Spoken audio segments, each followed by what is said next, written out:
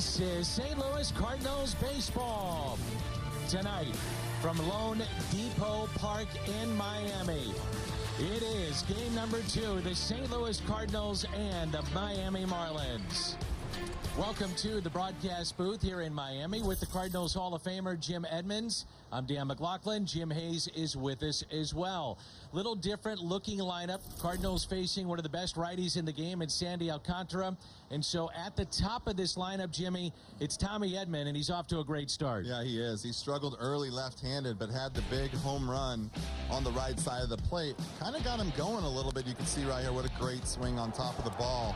But I think tonight is a good spot for him in the leadoff because Sandy is a tough component to battle with all of his pitches, and Tommy puts the ball in play. 9-game hitting streak for Tommy Edman coming into play tonight. And in the outfield, it's tough as a young player trying to get starts, and it's Lars Nootbaar. Yeah, there's a lot of guys in that locker room trying to get some playing time, and here Lars Nootbaar, I think he's going to be one of those guys we're going to watch bloom in this lineup, but he's got pop, he can do it all, short swing, and I can't wait to see him play more and more and more. Should be a fun matchup here tonight. Sandy Alcantara, the right-hander for Miami. The Florida native, Miles Michaelis for St. Louis. The Marlins, the Cardinals coming up on Bally Sports. These two teams have faced each other. It has been dominated by St. Louis. And what stands out?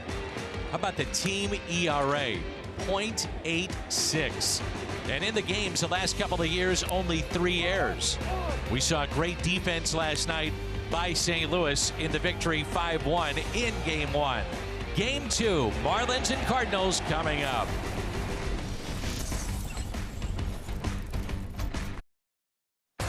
There's a look at what Jimmy did this afternoon in baseball on Bally Sports Midwest, brought to you by Budweiser. This Bud's for you. By Chevrolet, the #1 selling brand in the St. Louis area. Find yours at your Mid-America Chevy dealer. And brought to you by Real Steel. Find yours at steeldealers.com. All right, Jimbo, you look pretty good on that. I can't believe you got a picture of me riding my Sea-Doo today. That's awesome. We are at Lone Depot Park here in Miami, and with Jim Edmonds, I'm Dan McLaughlin, and Jim Hayes is with us as well. The Cardinals took Game 1 by the final of 5-1. Ale Marmol pulled all the right strings last night. Some timely hitting. Big night for Albert Pujols. And it gets a little bit tougher, though, here tonight. And a changeup in the lineup to face Sandy Alcantara. We know he is one of the best young pitchers in baseball. So Tommy Edman at the top. Paul Goldschmidt, Tyler O'Neill, Nolan Arenado, the former Marlin, Corey Dickerson, Lars Nootbaar, Paul DeYoung, Yadier Molina, and batting ninth playing center field, it is Harrison Bader. Alcantara was 22 when the Cardinals dealt him to Miami in December of 2017 from Marcell Ozuna. He made his third home opening start. That was Thursday, his last time out. 6 1/3 over the Phillies, and that was a 4-3 win. This guy is really good.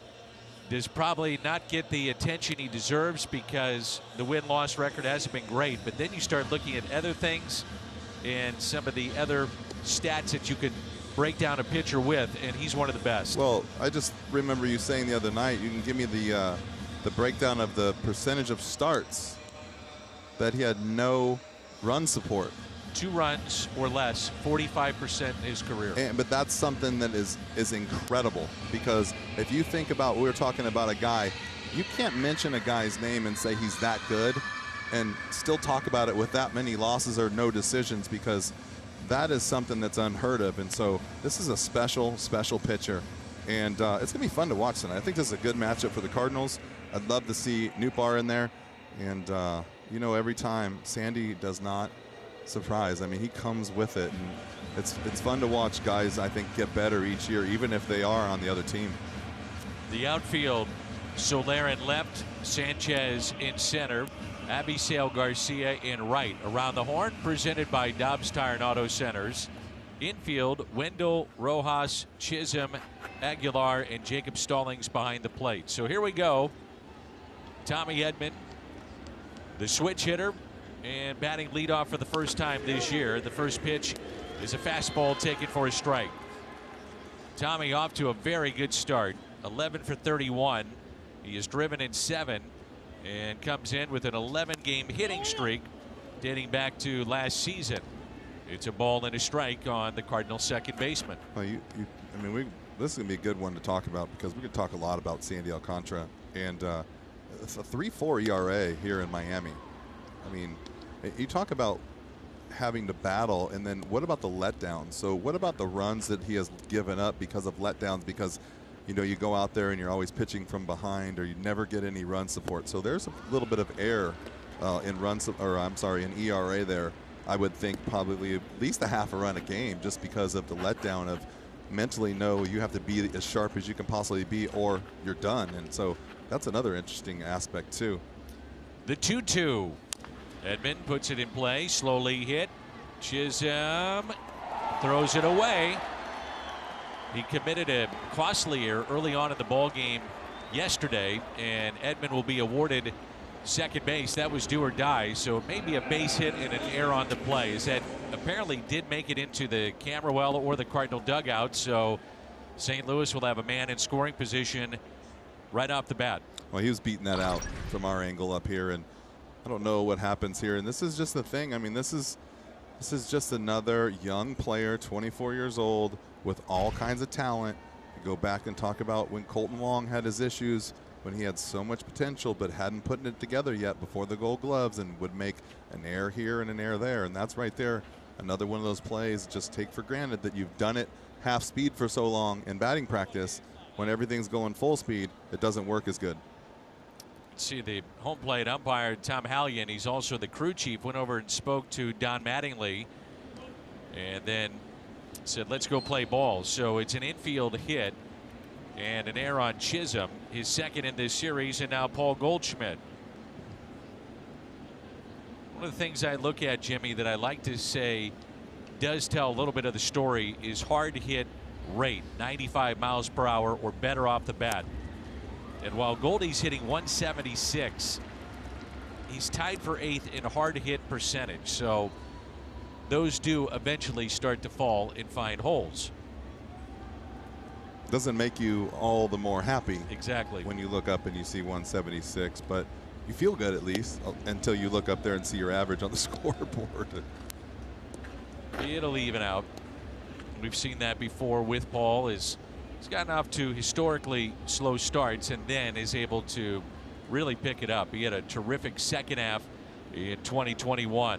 Big gap in left center, and the 1-1. Fastball and a strike. Oof.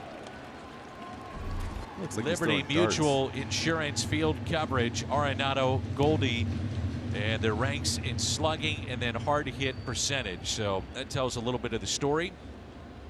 Arenado not hitting the ball as hard, but yet has had more success. The 1-2 pitch coming up to Paul Goldschmidt. That's a foul ball as he stays alive.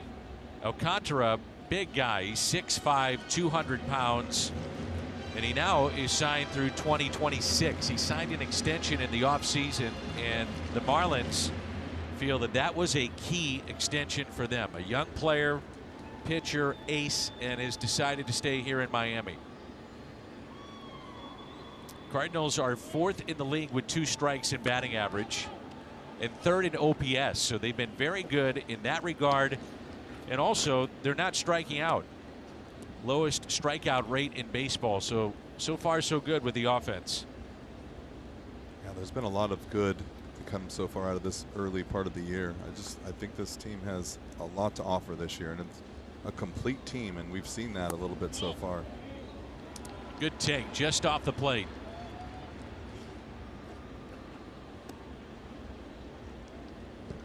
Goldschmidt in the second half last year hit .330 and 18 home runs. March and April of last season, only 3 home runs and just above 200. As he taps that foul past Pop Warner. It stays alive, 3-2. Curious to see when certain guys are slow starters, how that plays in their mind. Or, you know, I think I referenced this before. When I played with the Anaheim, Tim Salmon was a slow starter. So you know what they did? They tried to get him 100 bats in spring training. So he'd play a game, and then the next day he'd go take 10 at-bats in the minor leagues. And then he'd play a game, he'd get 10 at-bats in the minor leagues.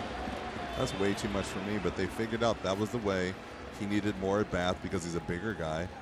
And that was their way to simulate getting him through, like, kind of basically April. Well, good start here for the Cardinals with the infield hit. A walk, and now Tyler O'Neill. 281 the average with a home run, and he has driven in 7. Alcantara is 0-3 against St. Louis with a 1.4 ERA in 3 career starts. You may recall a great game last year as he was matched up with Johan Oviedo, a day game at Busch Stadium, and pitched into the 9th and took a loss. There was an error by Chisholm, of all people, and then eventually Molina and the walk-off hit.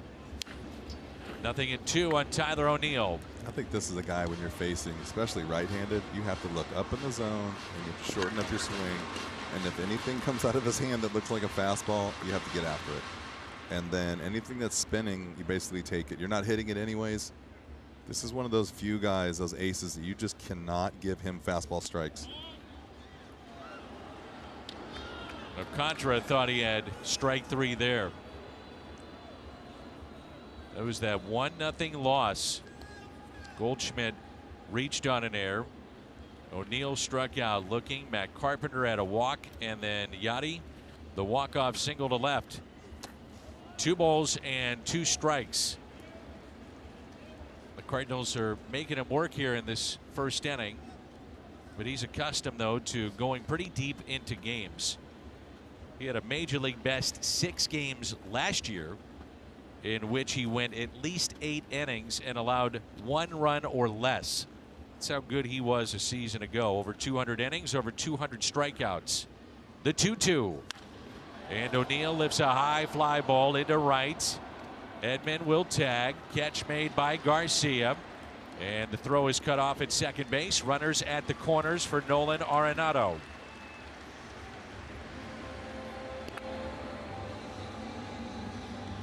Everything he throws is hard. Fastball, slider, curve, changeup, everything. Well, that's why I figure, like, I feel like a guy like this, if you could get a hold of him and just make him believe in his stuff. Kind of heard the story about Don Mattingly trying to teach him, hey, just believe in yourself. If you told him, throw every pitch for a strike, it'd still be unhittable. You know, it's the times like Zach Greinke syndrome, right? The times you get yourself in a hole because you try to be too nasty and you give the hitter too much credit. This guy's stuff is as good as anyone in the league. And if he tried to throw every pitch a strike and let it just do what it does, he's still unhittable. So a chance here for Arenado. Runners at first and third. 1 out. Strike 1 on Nolan, who was 0 for 4 yesterday's first hitless game this season. He has only struck out 4 times this year for a guy putting up big power numbers. 4 home runs. He's driven in 12 and 9 extra base hits. Normally, you'll see those numbers associated with strikeouts. Quickly, 0-2. You can see right there, catchers wanting to go up. Stallings wanting to go up with the fastball. They think that he can throw that fastball by most guys up there, especially with Arenado. Try to live up there one too many times. This guy is not going to just swing through everything, so got to be careful if you miss. The 0-2. Good play by Stallings to keep that in front. That's one of the pitches I was talking about. You know, that's almost like what Carpenter used to say. That's a non-competitive pitch. Basically he's saying you've thrown this so far out of the strike zone that you're not getting any looks at it. So it's almost a wasted pitch. Clearly he's not trying to do that on purpose, but a little closer to the strike zone might get you a little bit more, you know, maybe a chance to swing at it a little bit. The 1-2 off the plate, held up, and it's 2-2. So says Phil Cuzzi, the first base umpire. From 0-2 to 2-2 on Nolan Arenado. And for me, he's already thrown way too many pitches for his stuff. just right there, throwing 2 fastballs by Arenado. Why not throw another one? Throw another one close. You know, instead of the slider in the dirt missing by 3 feet, throw the fastball missing by 3 inches, like that. Now you just put yourself right back, the hitter right back in the game with 2-2. You could be a little bit more selective now, 3-2. Now all of a sudden you got runners running, people moving. You make a bad pitch here, it's at least 1 run or a walk or a stolen base. I mean, there's so much stuff can happen so quick once you let the hitter back in the game.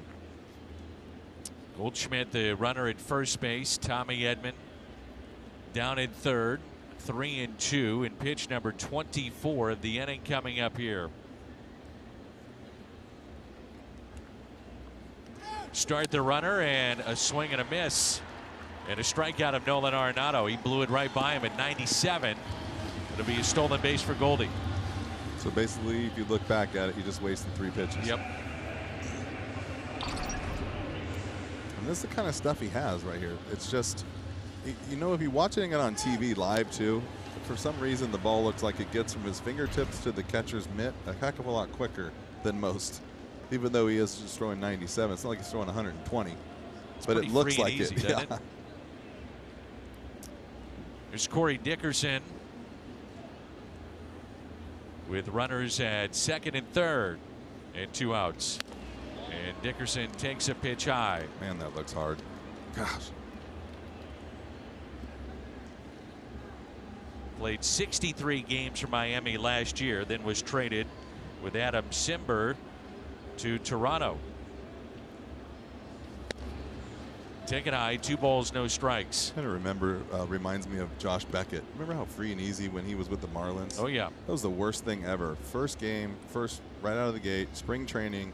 Here you go, Beckett. And his 95 looked like it was 105, and it looked like he was throwing with 50%. Dickerson had a key 2-out hit in the Milwaukee series. Sends a fly ball, slicing near the sidewall, and the catch is made by Jorge Soler. So the Cardinals will strand a pair after getting the first 2 on. Miles Michaelis was dominant in his last start against the Milwaukee Brewers. We'll see if it carries over to tonight. Half inning in the books. Trip. It was Friday against the Brewers. He went 6 2/3, and that wound up being a 10-1 St. Louis win. Hyundai pitch arsenal with the fastball, the breaking ball, off speed as well. Michaelis 8-5 in his career against the National League East, and family and friends here tonight as he hails from Jupiter, Florida. Not too far away from here, as we know, the Cardinals spring training home. He was there on the off day and now pitching here at Lone Depot Park. The lineup features Jorge Soler at the top. Garrett That guy, Cooper, the guy we didn't want to see yesterday. Jesus Sanchez, then Aguilar, Garcia, Wendell, Stallings, Rojas, and Chisholm. Soler came in midway through as Avisail Garcia had a upset stomach and had to be taken out of the game, and then all of a sudden all bets are off for Don Mattingly. A shift on the left side. Soler a couple of seasons ago in Kansas City had 48 home runs. He's got great power, and that is fouled back, coming off being the World Series MVP for the Atlanta Braves. Imagine what he could have done if he got to that point in Chicago with that ballpark. Those are line drives. They're home runs, you know, and they're not in any other ballpark. You hit balls through the wind when you're as strong as him, and you get to other ballparks, you got to really hit them. Here's the 1-2, and a swing and a miss, and a strikeout for Michaelis. Good start for Miles as he gets Soler, and it brings in Cooper. Cardinals already at +6 defensive runs saved. Great stretch on the play by Arenado from Goldie last night. DeYoung had a diving stop. Defensively, we knew this team was going to be good. Helped them win game number 1. O'Neill, Bader, Newbar in the outfield. Arenado, DeYoung, Edman, Goldie on the infield, and Yadi is behind the plate, and that's strike one. If you missed it last night, what a play here with 2 runners on in foul territory, and then the stretch by Goldie. I mean, I don't know how many times I could watch that and still be in disbelief. Jammed him a bit. Arenado to Goldschmidt for out number 2. Talking with Miles yesterday on the way to the ballpark, and he said, finally, Dan, I feel like I'm supposed to be feeling. If I am sore, it's the right type of soreness. When I release a pitch, it feels right. I'm healthy, and I can't wait to get through the season and make that start every 5th day. And we've seen it, Jimmy. If he's healthy, he's as effective as anybody in this rotation. Well, I think that for him, too, with the torque, right? When we saw the pitch arsenal, I think that the guys in the truck are tired of typing because now it's just off speed and breaking ball and fastball. But he throws pretty much everything, pitches backwards most of the time. He'll throw the changeup to lefties, fastball, curveball, slider to righties, but so many different pitches. If you can't have control of your body and have your arm feeling well, then, you know, I guarantee you as a pitcher with that many pitches, you're probably going to back off some of them, and then you're not as sharp with others. So, you know, where do you pull out of the repertoire a little bit of what are you going to use today because my elbow's barking, or this hurts to land on my knee, like we were talking about with some of the other guys. So, yeah, definitely got to be a lot tougher pitching hurt, and it's beyond just being hurt. There's a lot of little things that go involved with it. Sanchez 9 for 19 here at home to start the year, and he chops that off the glove of Michaelis. Edman makes the play. That'll go 1-4-3 and a 1-2-3 inning for Miles Michaelis. We move to the second, and there is no score. Toyota, and it's pitch for pitch. Can one match the other? And we'll see. I like it. I mean, I think that is one of those things that's, you know, I got to go back to compare these guys that are pitched like this, like you were facing Randy Johnson and Clemens, because that's your mindset for that day is like, got to score a run whenever you have the opportunity, right? So that's at first inning for the Cardinals. Yeah, that could haunt them. I hope it doesn't, but it's the thing, like, you have to give yourself up almost like a playoff game where you're like, hey, I might need to bunt this guy over even though I don't want to, because this guy's got such nasty stuff, and hey, I got to make sure I hit the ball the right side in this at bat. And work a walk here and work a walk. It's just one of those things. Your mindset is just different. Lars Nootbaar, the right fielder tonight for St. Louis. The 2-0, and taken for a strike, 2-1.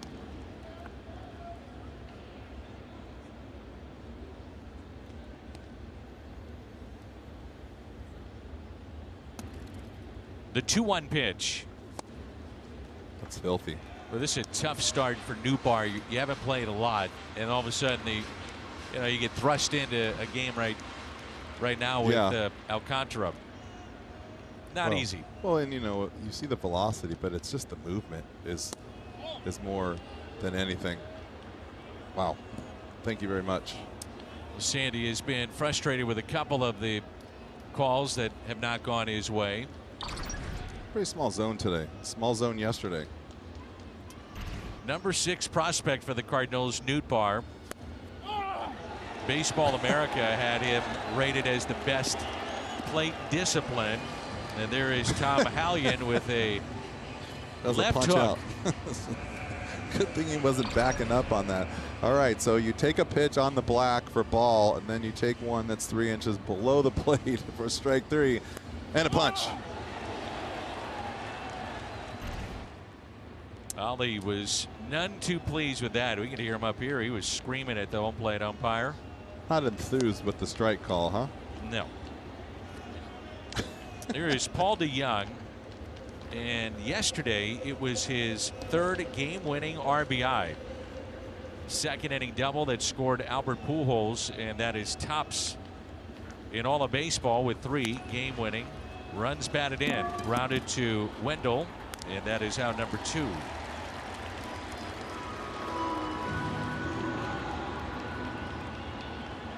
Download the MLB app to get video highlights, live pitch by pitch, breaking news, player updates, stat leaderboards, and more for your Cardinals.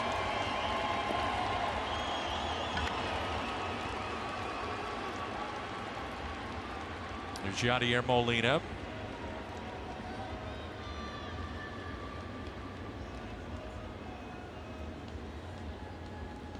And 2 outs and nobody on. Yadi passed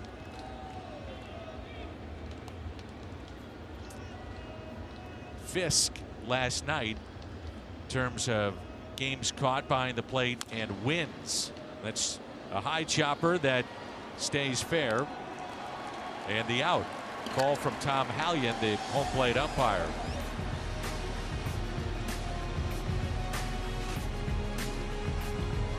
See him later. And let's check in for the first time tonight with our buddy Jim Hayes. Jimmy. Hey, Danny. Albert Pujols scoring from first base on Tommy Edmonds' triple last night provided the Cardinals an important run. It also provided Albert's teammates some great entertainment. Adam Wainwright told me that's one of those moments you have to enjoy. I kind of unlocked for a second to laugh and be part of that. Waino said when that ball went into the gap, everyone in the dugout was hoping Pop would send him. Yeah, we wanted to score, but really we just wanted to see it. That was so much fun. Danny, pretty great entertainment. Albert using the legs last night. Oh, I love it. Fun to see. Tommy almost caught him on that. Tell you what, one more base. I know there's not 5 bases, but if he had to run to first, Tommy would catch him easily. Absolutely. If he would have had to run another 90 feet, he's done. Jesus Aguilar. By the way, Jimmy, and I was watching our pregame show. I'll tell you what, the cat, he's always working. It's not only here, ball game at the ballpark, but you never know where he may be. That ball stayed down. It looked to hit the lip of the turf and the dirt, but DeYoung stayed down on it. So Jimmy had a chance to catch up with TJ McFarland today. The pool here in Miami. The cat. I mean, look at the hat. The cat with some zinc. And he's got the That's lotion what we call on the zinc nose. when you grow up on the West Coast. Okay. But I mean, that is a good look. Danny, I just want to tell you, I take safety very seriously. Of course you do. I bought that hat at a local CVS for a prop, and I wanted some sunblock on the nose that showed up. And this is the kind of regional cable journalism I do, Danny. Top notch. The regular stuff didn't work. Like the regular lotion, sunblock. I used toothpaste on my nose. Just No, for you the did look. not. Yes, I did. That's toothpaste. Not the zinc oxide. I'm sure they did. Well, they would have had it here, but if you had brought it from St. Louis, you wouldn't have had a chance to get it. I like it. I might try that next time. Good work, Jimmy. Thank you. No pimples on the nose from now on, though, with the toothpaste. Well, I mean, That'll block you out. I don't think you have to worry Is about that it. the old trick? How about the hat, though? Hey, he'll do whatever it takes to get a good Absolutely. interview. Make his guests feel comfortable. And the 1-2 pitch coming up now to Garcia. So he had to leave the game midway yesterday, upset stomach, and back in there for game number 2. I'm impressed. He even said he went to the CVS down the street for the hat. And the 1-2 put on the ground, and there's DeYoung for out number 2.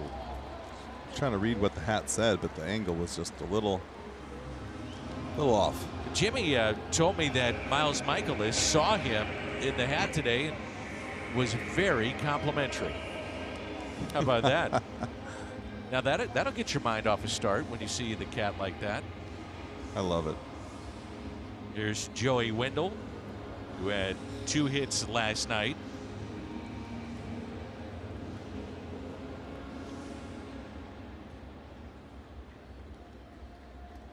So the Cardinals trying to make it 8 straight over Miami. The previous 7, they have outscored the Marlins 27-7. They have had their number. Well, you got to, I mean, even just think about just the errors, how many times that's happened in this young team over the last couple of years and even in the past. The pitch right there. 2 balls and no strikes. Wendell is a good player, very versatile, can play all around the diamond for Don Mattingly. Happy birthday to Don. He's 61 years old today. My man. 61 for Don Mattingly That's doesn't amazing. seem right. there's certain players, I don't know if you feel this way, that when I watched them growing up, I thought, well, they don't ever get old. They don't ever retire. They're going to be around forever. And Don Mattingly was one of those guys. Just such a good baseball guy, man. It's just, you don't get those nicknames for nothing. 2-2 after falling behind 2 balls and no strikes.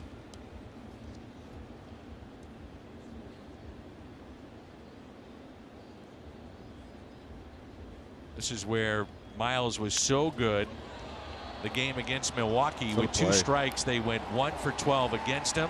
Then you get a little help defensively. Tommy Edman sliding to his right, takes a hit away. Harrison Bader leads it off when we come back. Got the T-Mobile coverage cam. Head to the 3rd inning. Harrison Bader, Tommy Edman, Paul Goldschmidt. I wonder if TJ McFarland did a little like Joe Namath poolside and guaranteed a victory.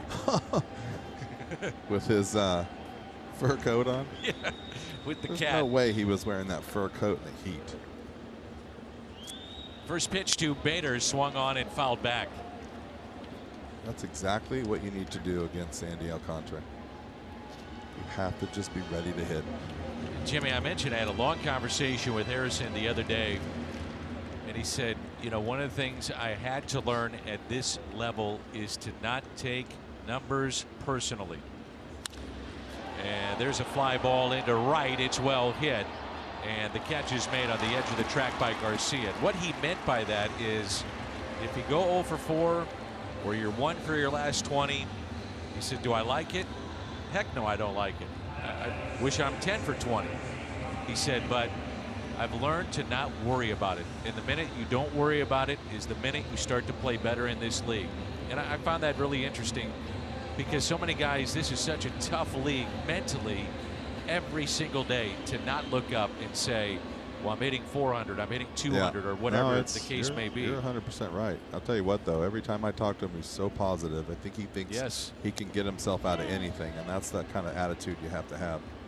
And also the guts to make some of the plays that he takes chances on in center, too. That's part of it, too. Can't be afraid to make mistakes. Nope. So 1 out, nobody on. Tommy Edman reached on an infield hit, extend his hitting streak to 12 straight games. And the 1-1. Fouled back. I think this has been a confidence boost to an extent for Tommy Edman, not only to have success, but success from this side of the plate, which has been talked about a lot. The numbers from the right side, he's very comfortable there. At times lefty, you kind of wonder. Well, he kind of rolls around, he kind of rolls off of his body a little bit on the left side. He kind of gets on his heels a little bit, and he kind of rolls the bat through the zone.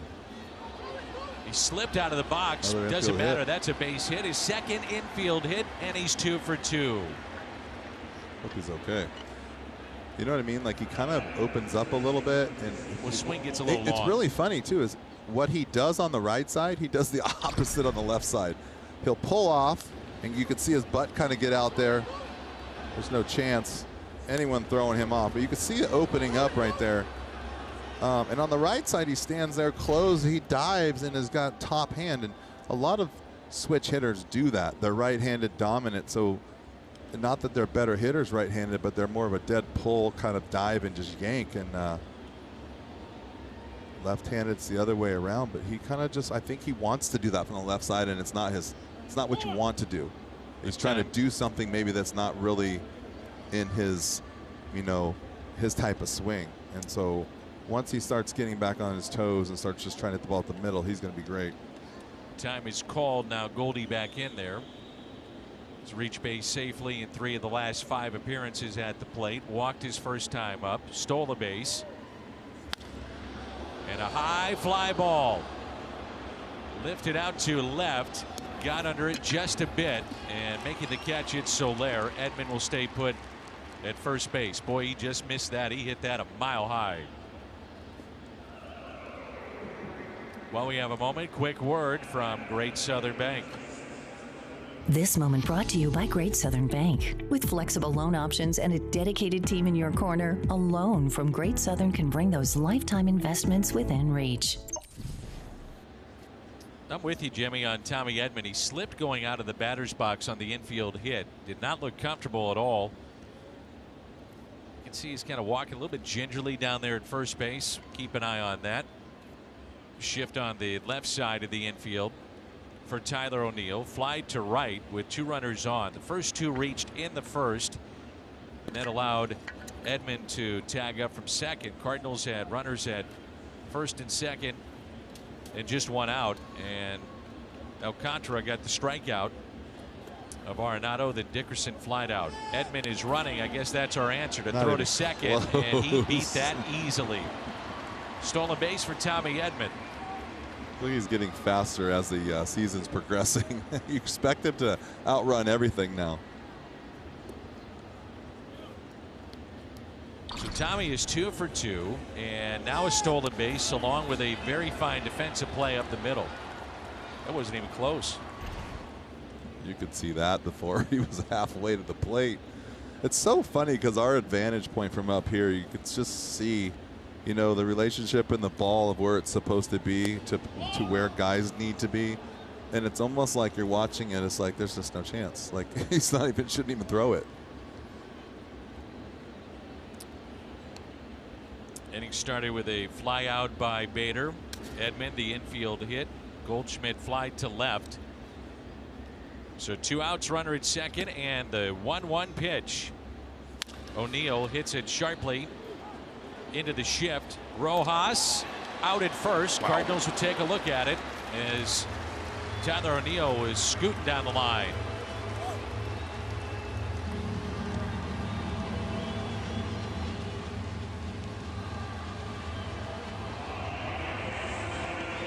Cardinals will now challenge, and they have stranded 3 tonight, and there's no score. Make sure and step up your pregame routine with the Rally. Watch the Rally every weekday on Bally Sports Midwest. Of the 6 outs for Michaelis, 5 have been on the ground, and he also has a strikeout and has looked sharp early on. Stallings, Rojas, Chisholm, 7, 8, 9. Jacob Stallings had a pair of base hits last night to center field. Well, I think if you're the Cardinals and you're watching this, and obviously Miles Michaelis, what he was so successful with before was throwing strikes, ground balls, and getting out when he needed it. And he's doing that tonight. Lots of strikes, the ball doesn't go anywhere straight, getting ground balls. Use this defense to your advantage. Jimmy, the other part of that too, first pitch strikes. Always. A couple of years ago, he was right around 71% first pitch strikes, and that is unheard of. Yeah, they had those stats that we were reading a couple of years ago where it would say like 60-70% first pitch strikes, and then first 2 out of 3 was 88%, 92%.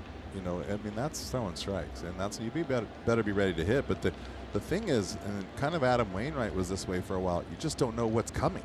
You don't know which way it's going to break. Is it the sinker coming at you? Is the slider going away from you? Is it the big breaking ball like that? Is it the changeup that doesn't do much until right at the end? So you have to be on your game, and you have to be disciplined at the plate to stay up the middle and not try to do too much. It's been a tight zone so far. By the way, Michaelis this year in his start, 79% first pitch strikes here early on. The 2-2, and it is tapped foul. Right by Don Mattingly. He was a 6-time All-Star. He won the MVP in 1985. He had 9 Gold Gloves. Silver Slugger, he won that 3 different times. All in pinstripes with the Yankees. The captain. The 2-2 put in play, and that'll roll foul. There have only been 3 official captains, by the way, in Cardinals history. And the last was the captain, Kenny Boyer.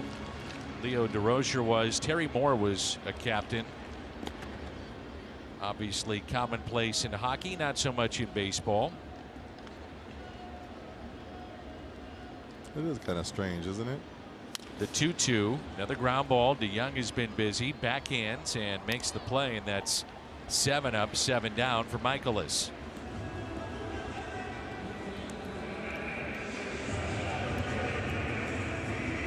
Got a bobblehead coming up and a Bud Bash. Budweiser Terrace featuring Keith Hernandez, the Cardinals Hall of Famer. Get a theme ticket, receive a bobblehead and tickets at cardinals.com/Budbash.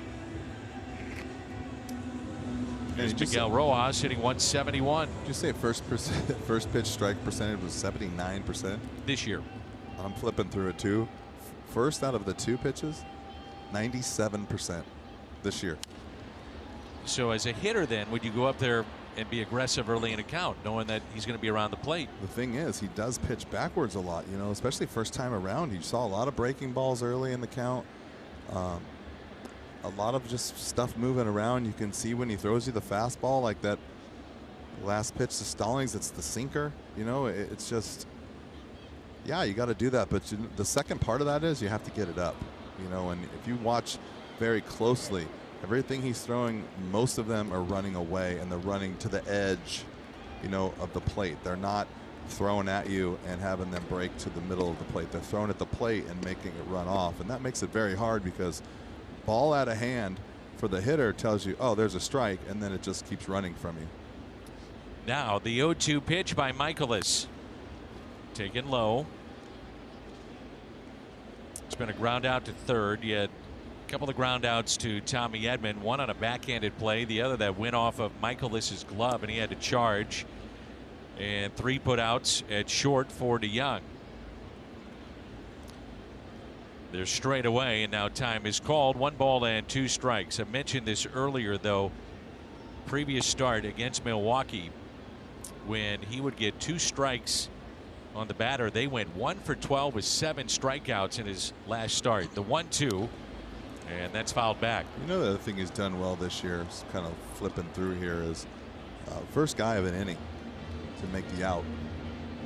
He's done a really nice job of getting through that. 82%, which is basically 9 out of the 11 guys he's faced first hitter of an inning, he's retired.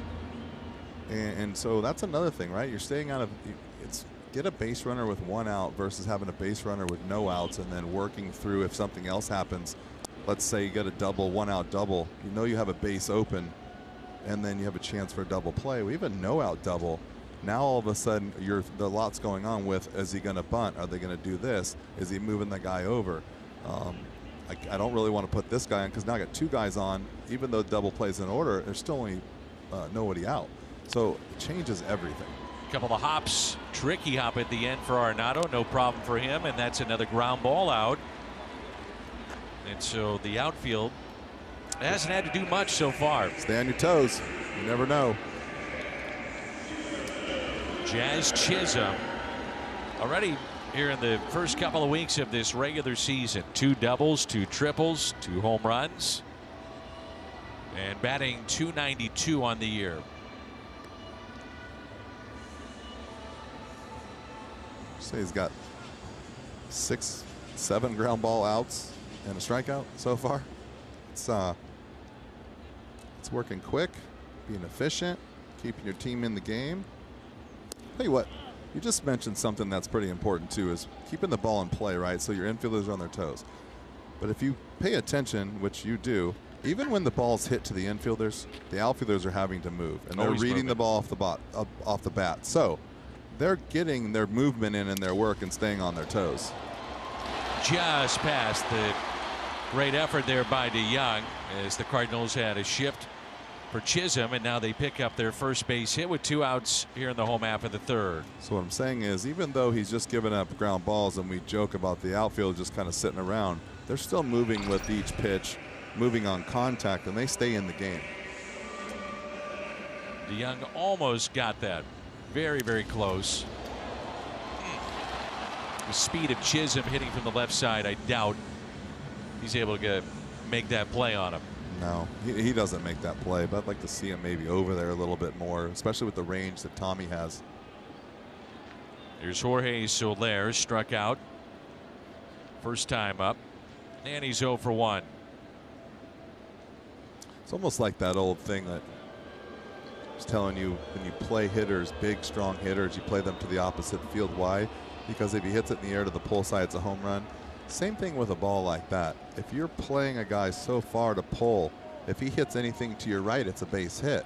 So maybe take a few steps back to the far side, so anything that's to your left, you have a chance to make a play on, because anything to your right on the infield, you're done. There's no way you get a guy that can run. And again, strike one by Michaelis. Soler, first reigning World Series MVP to change teams in the offseason since Edgar Renteria. Which, finally, I spoke to today. Really? I forgot to tell you. How's he doing? He is doing great. I had lunch with Eduardo Perez today, and his name came up, and he said, well, let's call him. I was like, you're kidding me, right? I haven't talked to the guy in 10 years. Doing great. He's living part-time here, part-time back in Colombia. He's building properties, and he's become this developer, and he said he's loving it. He's doing great and super successful. I'm so happy for him. I'm trying to get him to drive down tomorrow for lunch. Awesome. If we could get him up here one of these days, that'd be incredible. Be the first time that people would realize he did speak English and spoke it quite well. It's still pretty broken. I feel like I'm still speaking to him like I was when he played, because it's very, very short sentences. Edgar was the MVP, by the way, with San Francisco in 2010, and then he signed with Cincinnati in 2011. Now he had the game-winning hit with the Marlins in 1997 that brought in Craig Counsell against Charles Nagy and the Indians. And he signed in 11, right? Because we were saying that he was going to be the first player ever to win an MVP his first year and his last year at the World Series level. That would have been pretty special. He was a money player, no doubt. Oh, gosh. He was one of my favorites of all time. So the Marlins bring in Soler. And this ballpark, if you're familiar with this city, is located in Little Havana, and Soler is from Cuba. And the 0-2 pitch. The throw by Yachty is into center. With the runner going, that was Chisholm. It was a ball taken outside by Soler. That you don't see very often.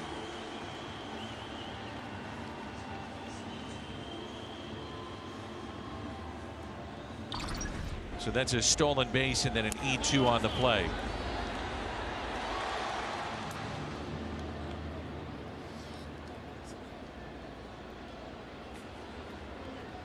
It's interesting right there. Nothing looked wrong. Just the ball just got up out of his hand a little high and rode on him. So quick. Cardinals shift on the left side of the infield. And the 1-2 pitch by Michaelis. Oh, yeah. Punch him out. That a boy, Tommy Hallion, with the right hook after a couple body blows. Oh!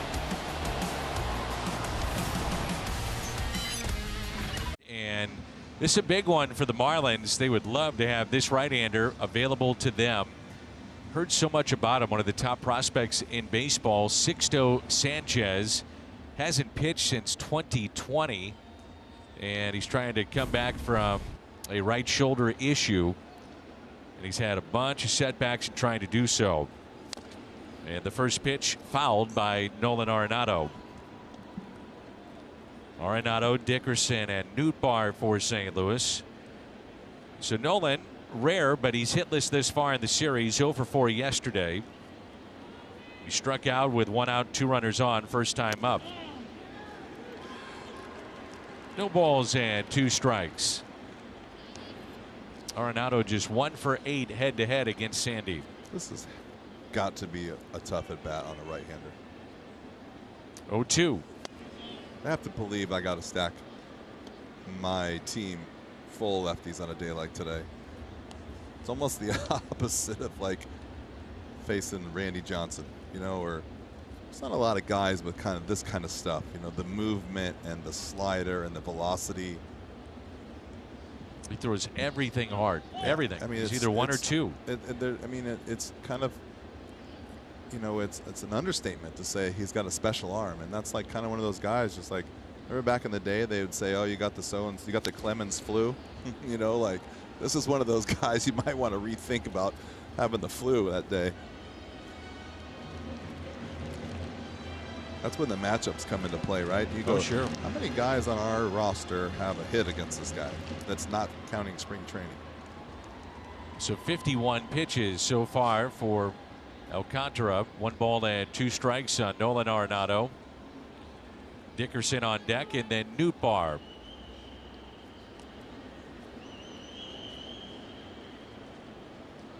And the 1-2. You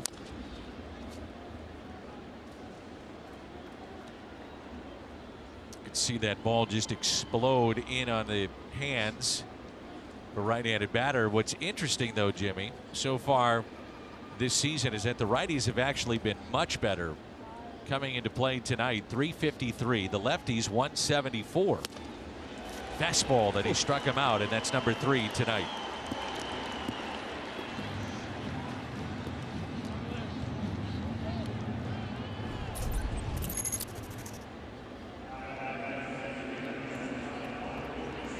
Charmin Ultra strong stats and the DH so far, and a lot of this is Albert Pujols and what he's been able to do. But after a slow start from the designated hitter spot, Cardinals have picked that up, and tonight it is Corey Dickerson. He grounds it to Aguilar. He'll take it to the bag. I was talking with Corey today about his role, and he's primarily been an everyday player, and so Dickerson talked about the fact that one of the things that Albert Pujols has mentioned to him and helped him study and trying to stay sharp when you're not an everyday player, but they have the pitching machine, Jimmy, and they crank that thing up to high velocity. And he said, now, is it like a game? No, but timing wise, you do feel like you're getting a fastball that is coming from Sandy Alcantara. So while you might be taking normal BP and you're hitting rockets everywhere, sometimes maybe not as beneficial as seeing you want to see the velocity. Yeah, you want to see the velocity. And Diamondbacks, 25,000 fans ages 16 and older receive a Nolan Arenado bobblehead courtesy of Purina. First Cardinals bobblehead of the popular third baseman also features his lovable pooch. Tickets at cardinals.com/promotions. His lovable pooch. You got it. Thanks to the folks at Purina for always sponsoring that. And we move to the home half of the 4th, and it's 2, 3, and 4. Cooper, Sanchez, and Aguilar.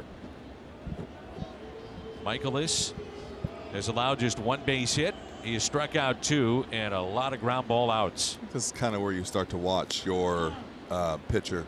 You know, you get second time around, maybe 2, 3, and 4, 2, 3, 4, and 5, and you can see what you're in for the day. Because this is kind of like make your adjustments as your better hitters.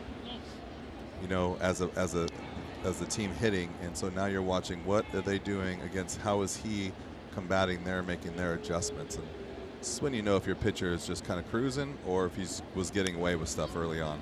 Well, second time through a lineup so far this year. Opponents just 3 for 16. That's a 188 average against Miles. And the 2-1 pitch to Cooper pulled foul, and it's 2-2.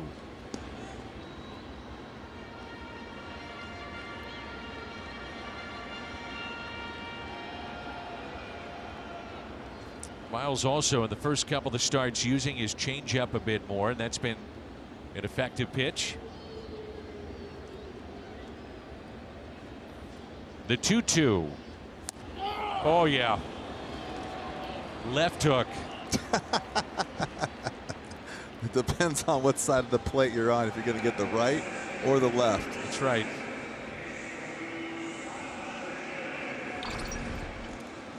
And this is what I was talking about, pitching backwards, right? Set him up with a couple of breaking balls, and just when you think you might get another breaking ball, you get the sinker. And a good one too. Honest question, if you were a hitter and got rung up like that, would you be a little frustrated? I would be a little bitter. Jesus Sanchez in the leadoff spot last night. First time this season His last 7 games, he's got 5 extra base hits and 7 runs batted in. He had a pair of hits in game 1 of this series, and the 1-0 pitch. It's like, what was the movie? Naked Gun. Enrico Palazzo. Yeah, it's like watching that a little bit, like the Miles impressive. version. You know, we have a pitch clock, and we have an umpire clock, so he can't do the whole thing now. He's got to be moonwalk. Got to be quick. So he's just going with the punch to the gut. And the 1-1. Take it high, 2 balls and 1 strike.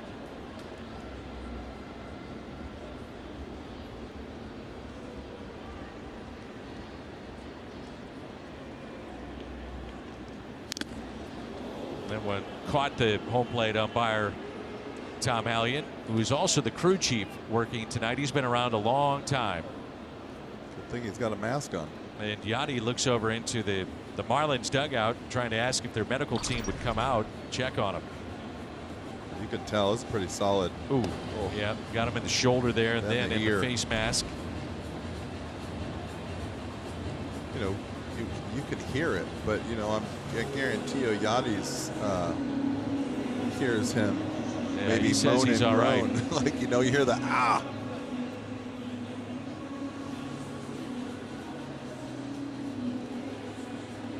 He got his punch back, Danny. Somebody got a little sucker punch in.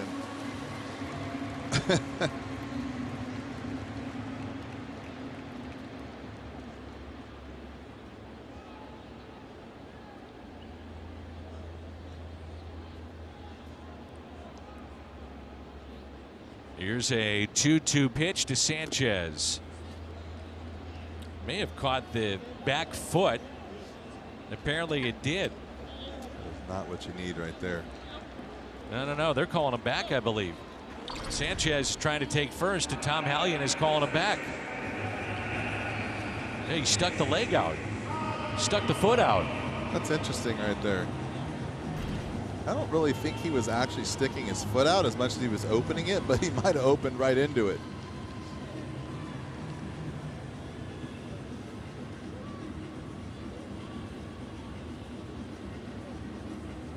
Now, if Donnie wants to, he could challenge this. The hit by pitch is a manager challenge if he wanted to do that.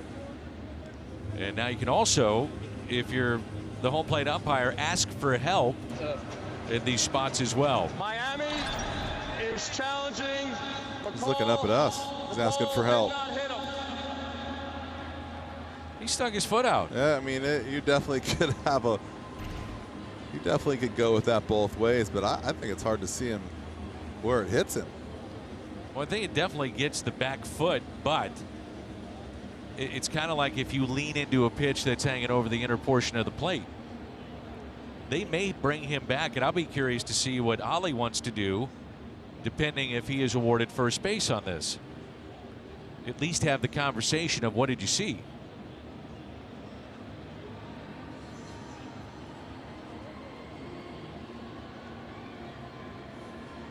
Now, this is a manager challenge, so this is coming from the dugout of the Marlins. The back foot. I think it would be tough to say, even watching that. Well, he's doing the old. Well, he does the Soto shuffle. Yeah, the Sanchez Soto shuffle. does that. So well, that's what part of happens. his game, and by doing that, he gets up, hit. Yeah, he opened it up into getting hit. So I like it. That's what I was looking for, was the Soto shuffle. I wasn't on the tip of my tongue right there. Yeah. You did a nice job with that. Well, thank you, Jimmy.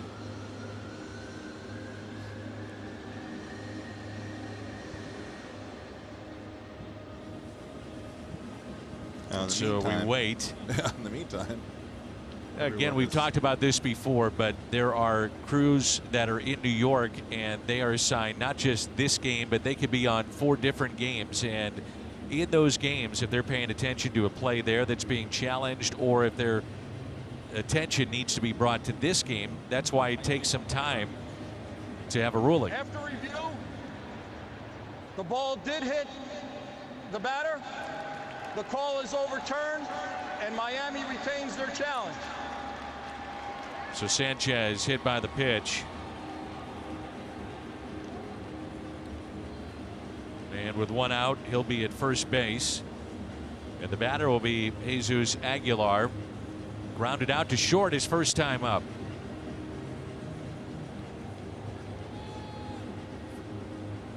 First time that Sanchez has been hit this year, just the 4th in his career.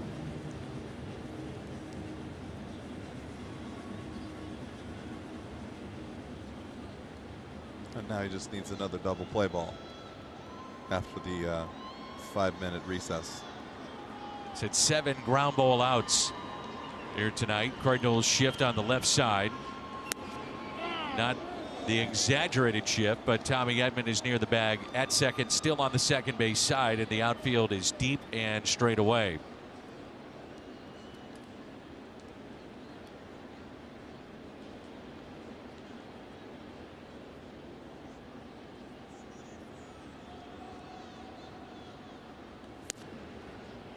Taken low. And it's 1 ball and 1 strike. Now that's the kind of pitch that if Yachty is set up in the middle of the plate, doesn't reach for it, it might go his way. It kind of just threw it to the wrong side of the plate. Yep. It's right at the bottom of the zone. Aguilar hit into 11 double plays last year, 1 so far this season. And a check on Sanchez.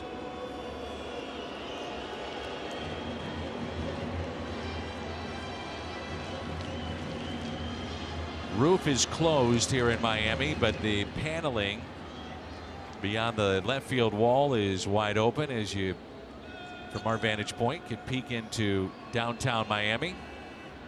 Pretty cool stadium. The 1-1. Pretty cool stadium. Nice Beautiful job. stadium. Doing the old Milwaukee suction for the home run blowing through the window right there. Well, they feel that when they do open this up, the ball does travel even more. It's a big ballpark, 400 to center. It's fair, though. The 2-1 pitch. Doesn't it look Good bigger fastball, than 2-2. Doesn't it? Looks just bigger. It plays bigger than 400. You know, some places you look out there and you're saying they write 400 on there just so the players don't complain. I always thought sometimes they did that just for that reason. But we took a couple of measuring tapes out a couple times in my career and said there's no way that's just 400. Well, the gaps here are very big. The alleys, 387 to right center. The 2-2 into center, and Bader won't get there. Advancing to second base, it's Sanchez. On a 2-2 pitch, a base hit by Aguilar, just the second hit for Miami tonight. Runners at first and second, and Abisail Garcia will be the batter. Quick word from BOS. You're moving up in the world. You deserve a bank that can keep up with your changing needs. It's time to make the bold move. BOS. Bank boldly. Garcia grounded out to short. Marlins were looking for offense, and they went and picked up Garcia, who had a monster season with Milwaukee last year. Led in most of their power numbers for the Brewers, and also Soler. Charney with that swing, and that's strike 1.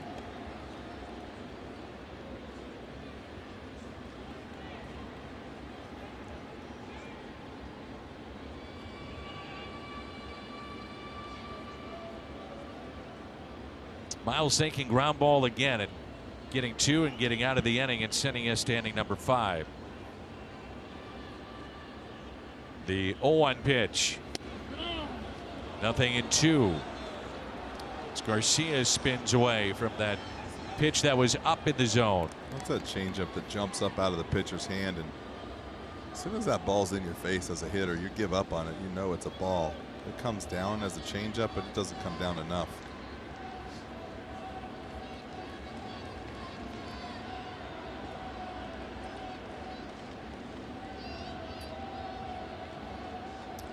Pitch number 59 from Michaelis, and he struck him out on 3 pitches, and Garcia having words with Tom Alliott. 2 strikeouts in the inning, 4 in the game for Michaelis. It's a really good pitch right here. Pitching backwards again. Set him up with that changeup and just really attacks him. That right there is the 4-seam fastball that doesn't move. He wanted to get it up, in, and keep it there. Last night, the Marlins went 0 for 6 with runners in scoring position. Room on the left side for Wendell, and you talked about it last night. That's where he was hitting the ball, towards the shortstop position. Yeah, I'd like to see them pinch that gap a little bit in left center field. What you're trying to do here right now is the outfield, is you're trying to stop the guy from scoring from first. And that's going to be hard, obviously, but you have a guy like Aguilar running, so as long as the ball doesn't get to the wall, I think you can prevent both runs from scoring if the ball's hit in the gap. But down the line, you lose either way, so you kind of have to just take away the main part of the field. And that is hit out of play.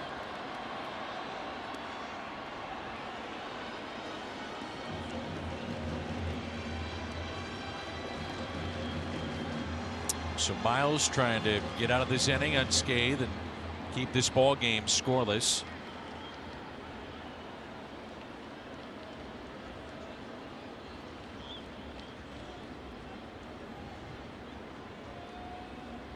Two outs, 2 on.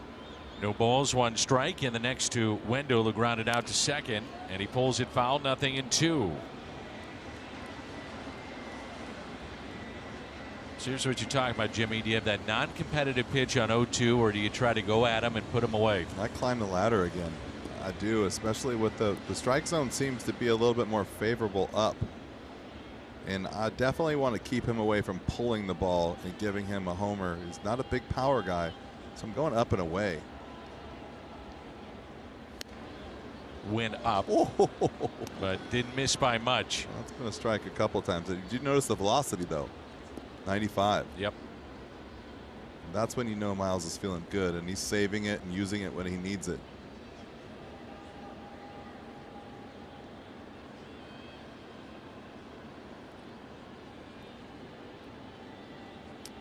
One ball and 2 strikes on Joey Wendell. Curveball went down to get it, pulls it foul. This is the kind of guy, too, I think I stay away from breaking ball. You see the difference right there? He has trouble, not having trouble, but he's had trouble today catching up to the fastball, only giving you a foul ball over to the left side. But he has that knack of being able to stay around the plate long enough and hit a breaking ball. So I'm staying away from anything softer. I'm going to go, you know, change up or anything down and away and make it off the plate. But I'm attacking him fastballs up, or maybe even that cutter in. But I'm trying to stay away from anything soft as a strike. The 1-2 hit towards third. Arenado will step on the bag, and the Marlins strand a pair. Sends us to the 5th. The young Molina Bader coming up, and we're scoreless. Baseball brought to you by Ford, the official car and truck of the Cardinals. By St. Louis Children's. Only St. Louis Children's, Missouri's #1 pediatric hospital. We are in Miami with Jim Edmonds, Jim Hayes. I'm Dan McLaughlin. 7, 8, and 9. The young Molina Bader against Sandy Alcantara. Cardinals picked up Marcell Ozuna, the deal that bought Alcantara here to Miami. Zach Gallen, Magneuris Sierra, Daniel Castano. He was part of it as well. That's hit out of play. Ozuna in 18 and 19 played at 278 games, and the Cardinals needed thump in the middle of their lineup. He had 52 home runs, drove in 177. He was 1 of 5 in the National League to do that time frame. So for the 2 years, he could hit, but he had to give up a pretty good piece, and this young man is a really good piece. And Zach Gallen, by the way, so they used him and flipped him in a deal with Arizona, and that's where they got Jazz Chisholm. So very good deal. I'll tell you what, it's got to be hard seeing a guy like this down there and thinking that, well, maybe he's just not ready and we need something now. Wendell takes his time, and Molina twice has grounded out to third, 0 for 2.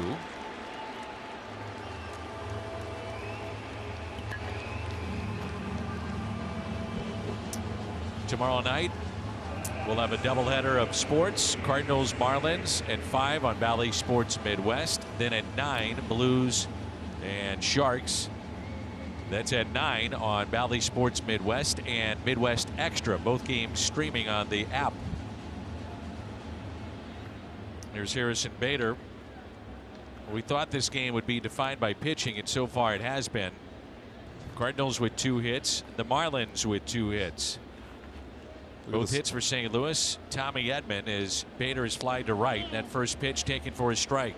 That scoreboard up there, it's 0, 2, 1, and 5 for both teams on the nose. Marlins shift on the left side in the 0-1. Sandy is used to this. 3rd worst run support in baseball last year. So he's dealt with a lack of run support many times when he's on the mound. The check swing did not go. 2-1.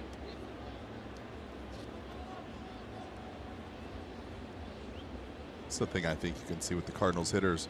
Each player that comes to the plate, a little bit better at bats, a little bit more aggressive, a little bit more with the, the takes. Still got great stuff, but you're seeing them put bats together more and more. Base hit to left and a 2-out hit for Bader. Sandy had retired 7 straight. Back to the top of the lineup, and Tommy Edman 2 for 2. The Kia player profile for the longest hit streaks in Major League Baseball this season, and Tommy Edman, that is this year, and going back to last season, it's now at 12.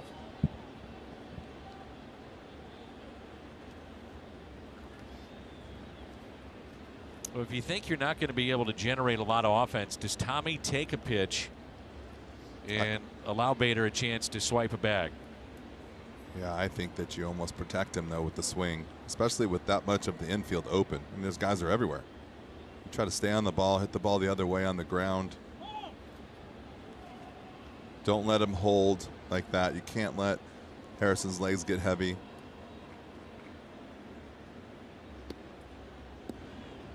I mean, you have to get him to second base. You have to try. You can't string, you're not going to string 3 hits together to get a run against a guy like this very often. Edman takes a ball.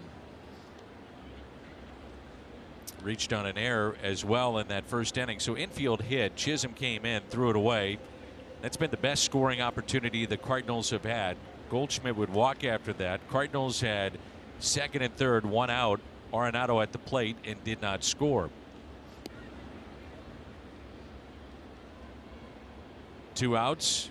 Bader at first and a 1-0. Edman rolls over on it. Chisholm makes the play. Cardinals strand their 4th runner of the night. We are midway through 5 here in Miami. Game 2, and there's no score. Sometimes when a player doesn't hit at spring training, the common explanation is he's just working on some things. In Tommy Edman's case, it's true. Tommy is off to a great start after a spring where his numbers weren't good. Tommy was working on things. He told me a lot of it was correcting the way my lower body was working. For me, left-handed, when I'm not performing, it's because I wasn't using my hips correctly. I'm now using my backside better and really driving through the ball. Danny, Tommy said spring training results don't matter. It's about the work. And he's off to a good start. 2 more hits tonight. So he is 13 for 34 to begin his year. Jacob Stallings leads it off and takes a pitch high. To our left is Tommy Hutton, longtime major leaguer. Happy birthday to Tommy. And he's working on the Marlins telecast tonight. Bally Sports Florida. Happy birthday, number 35, to John O'Neill as well. Tuned in tonight. 1 ball and 1 strike. There's Tommy. And there's Tommy. Had a chance to work with Tommy for many years. Spring training? Yep. Great guy. Sharing your birthday with Don Mattingly. I don't know where the party's at for those guys tonight. Quite different people. On a hop from the outfield turf, and Tommy Edman makes the play. Stallings is 0 for 2.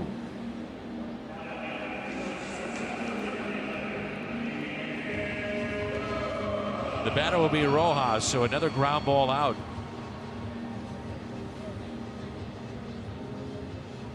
It's 9 tonight. Yeah.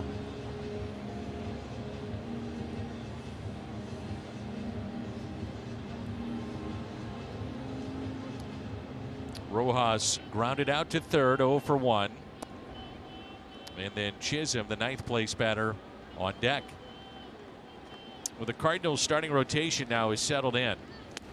Had a rough start in terms of what we saw in the opening week in the homestand. Starters ERA was near 6.5, and so far on this trip right around 3. You feel like also too, you leave Florida and then you come to St. Louis and it's 48 degrees. You don't have a grip on some of your pitches. Hanging breaking ball and a base hit into left for Rojas.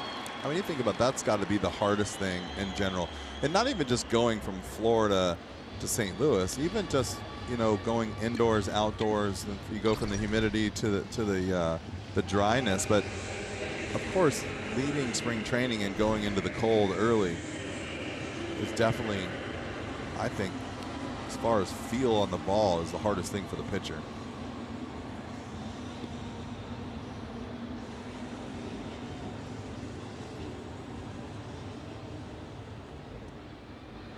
Jazz Chisholm, base hit to center. He had the first hit for the Marlins tonight. He stole second, then left stranded, and a fastball for strike 1.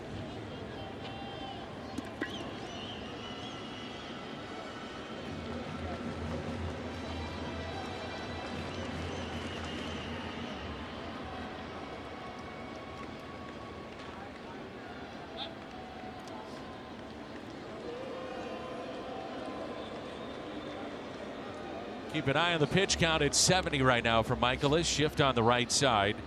And DeYoung basically behind the bag at second base. So he is going to take any throw here, even from Arenado. This is back where we were talking about before, but still to this point, anything to DeYoung's right is a base hit for Chisholm. And that's kind of what I was saying. Like, you almost have to play it like there's another element to this now when you have somebody that can run. And that's like defensively in the outfield. If this guy hits the ball here, can I, 1, catch it, and 2, can I throw him out? It's almost like if you're playing with the winning run on third, 1 out in the 9th, and you're only supposed to play as deep as where you can throw the ball in the air and get some, whoever is at third. That's the point, right? Whoever's at third, throw him out. Not throw somebody out, that guy at that point.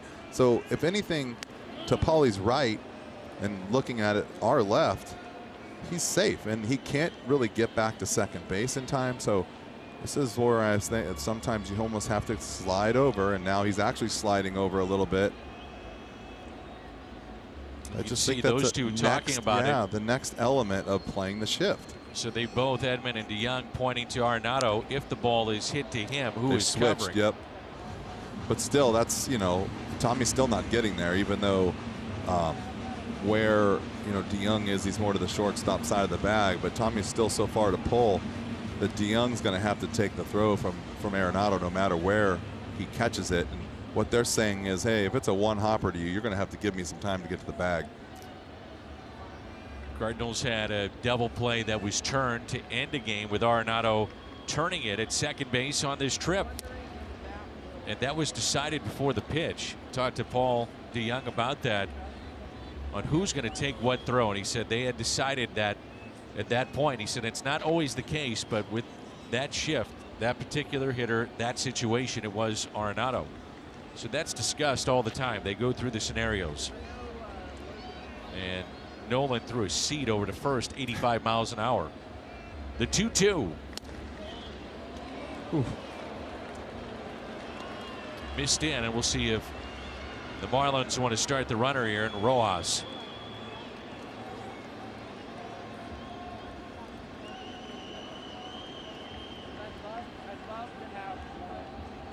Very short lead at first, and the 3-2 pitch. Michaelis, runner not going, and it swung on and missed. No, that's on a the pitch. 3-2. That's 5 strikeouts for Miles Michaelis, 2 away. Danny, this is what we were talking about earlier. This is what I'm talking about, finishing guys. You throw a pitch, it looks like it's going to be a strike, and it's got to disappear, and that just does right there. Oh, Great yeah, what a pitch. Yeah. Now, if you backdoor that and it starts off outside, you can still wait a little bit long enough to like flip your bat at it. When that ball's coming down and in, you have no chance. You got to either take it or pull the trigger early. And if he hits that ball, he's basically hitting it off his shin or in the Cardinals dugout. Well, Michaelis keeping an eye on Rojas. He was 13 for 16 in stolen base attempts last year. Molina, by the way, is at 40.3% in his career catching base stealers. He has caught 369 in his career. Now, in the history of baseball, with 2,000 games caught, 40%, the caught stealing percentage, there's 2 of them, Yadier Molina and Pudge Rodriguez, and that is it. Those 2 squared off in the 2006 World Series. Pudge was with Detroit at that time, and now Molina wants to call time here with Michaelis with 1 ball and no strikes and 2 outs. While we have a moment, quick word from Tickets for Less. Tickets for Less, for a better ticketing experience. Best seats, best prices, and no surprises at checkout. So Mike Maddox is on the bullpen phone. They do have a little activity, not getting hot just yet, but just playing catch down there in the Cardinal bullpen. As the Cardinals are looking for their best start since 2015. That was a 100-win season, and eventually they lost to the Chicago Cubs in the division series. Look at the infield defense now. They're exactly in the opposite spot they were the hitter before, which is now Tommy's going to be around the bag all the time. Check that out. I mean, it's identical. Just reverse. It's like flip the field over. Outfield is deep. Trying to give up no doubles here. Andre Palante throwing for St. Louis. And it's 1 ball and 1 strike.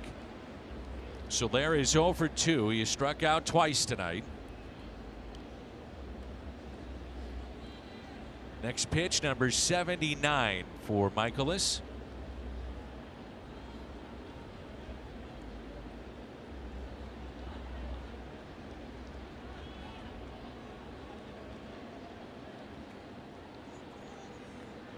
Long look, and now he's set.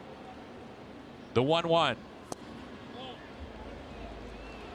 Yeah, he's lost that down below there. That's a great pitch. That's a strike. Also, yes, it is. And Miles right there is a 1-2-6, so probably not a whole lot of running. The combination with the quick time to the plate and Yachty behind the plate. Outfield, as Jimmy mentioned, extremely deep straight away for Soler. And the 2-1. 3 balls and a strike. Garrett Cooper on deck. Soler went to Atlanta from Kansas City mid-season. And the Braves, to their credit, remade their entire outfield. Ozuna was suspended. Acuna was injured, done for the year. He's close to returning now in about a week or 2 for the Braves. And so they went out and just redid their outfield all the way to the World Series and a championship. A 3-1 pitch. Ooh, and Miles missed his spot. You can see Yachty set up Yeah. outside, and Miles saying, yep, we got away with that. That ball is square crosshair down the middle right there. Woo! Lucky this one didn't go through the windows out there in left center field. You know that that's dangerous when the catcher and the pitcher are laughing about it. Miles just stepped away, had a little smile, deep breath, and said, okay, got away with one. God, he was like, come on now, help. Runner off with a pitch with 2 down and a full count. That runner is Miguel Rojas. See Yachty tell him, think here now. Make a good pitch. You don't have to give in. 3-2, and there it is. Popped up. Foul territory, and the catch made by Goldschmidt. Marlins have left 4 on, and we're scoreless here in Miami. St. Louis Cardinals baseball brought to you by Ford, the official car and truck of the Cardinals. By St. Louis Children's, only St. Louis Children's, Missouri's #1 pediatric hospital. And CarShield cars go farther. There's Paul Goldschmidt, walked, stole a base, fly to left as we move to the 6th in a scoreless ball game here in Miami. The 0-1. It's a ball and a strike. Some tough pitches right there on both sides. For the pitcher and the hitter. Goldie in search of that first home run here in 2022. Wow. What was that? Did you see that? Some kind of split. I mean, that thing took off down.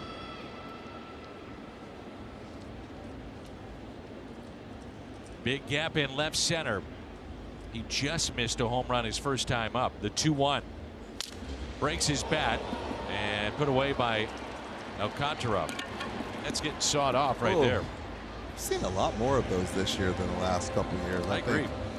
Maybe the wood has gone back to the getting away with some of the bad wood again.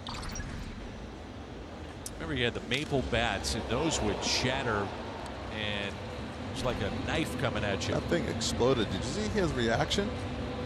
It's like a bomb going off. Look at that. Wow. Look at that.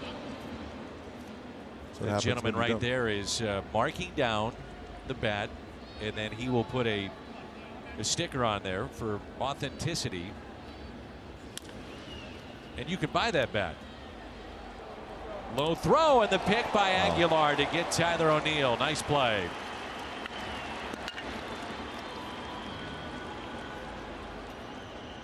Six, a serious number thanks to the great people at On the Run. Fans can purchase $6 tickets or $16 field box seats. April 25th through May 2nd, the homestand against the Mets, Diamondbacks, Royals, and it's Cardinals.com/6. So if you know your security people are down there, and a ball gets out of play or a bat when they change the bases out, put a sticker on there for authenticity. Head to the team store. I don't know if that one's going to be sold without maybe some nails, screws, and some tape. Well, if you wanted to, that's Jimmy, a weapon. You could make that into 5 different sales items. There you go. That'd be one big auction piece right there. You bet. The 1-0 inside to Arenado, 0 for 2 with a couple of strikeouts in this ball game.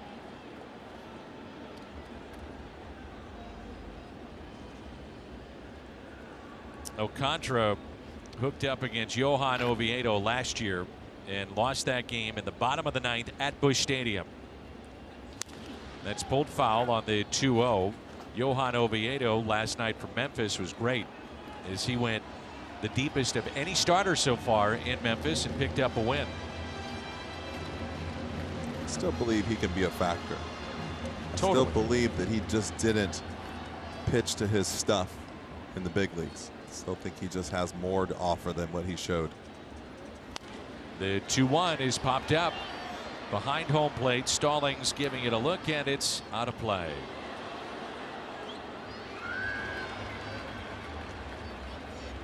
Jacob Stallings, have told this story before, but I love doing it about anybody from our area. But his father, Kevin, native of Collinsville and the Illinois State Redbirds head basketball coach, had great success, went on to Vanderbilt, also coached at Pitt, and now watching his son. The 2-2. Arenado hitless tonight, 3 strikeouts, and a 1-2-3 for Sandy Alcantara. Midway through 6, no score. Healthcare difference maker. And we thought that this would be a pitcher's duel, and that's what we've got. Michaelis, Alcantara, and we're scoreless as we head to the home half of the 6th. By the way, Jim Hayes checked on the bat and how it would be presented as an item to be bought in one piece, we're told. Everything put together back like for you. Humpty Dumpty right there. Put it all back together. So you can't sell that on the market with razor blades sticking out, razor sharp pieces. Here's Garrett Cooper, Jesus Sanchez, and then Aguilar. The 0-1 pitch. That Nothing actually, in 2. that bat actually might be an inch or two shorter when it comes back together in one piece. He's got the odd knob that he's using this year. It's kind of weighted a little bit differently. And that is what you call getting sawed off. Oof. That hurts too. 1-2. Michaelis tonight. 3 hits allowed. He struck out 5, hit a man, and has not allowed a walk. And that'll be a base hit into right.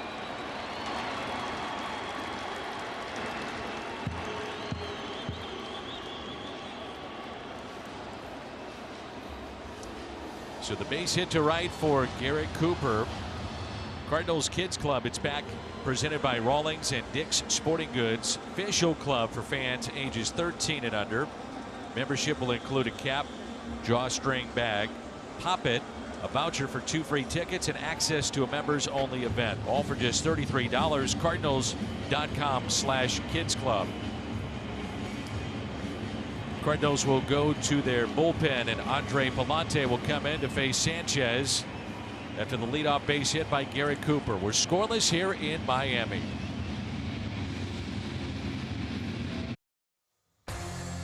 This copyrighted telecast presented by authority of the Cardinals, not to be reproduced or retransmitted in any form. The accounts and descriptions of this game may not be disseminated without the express written consent of the St. Louis Cardinals. So Palante, Andre Palante on the 15th against Milwaukee, couple of innings. Walked 1 strikeout, 9 batters. It was 42 pitches in that ball game, but only 24 were strikes, and they want to see him be, with his stuff, our Chevy call to the pen, be more efficient inside the strike zone.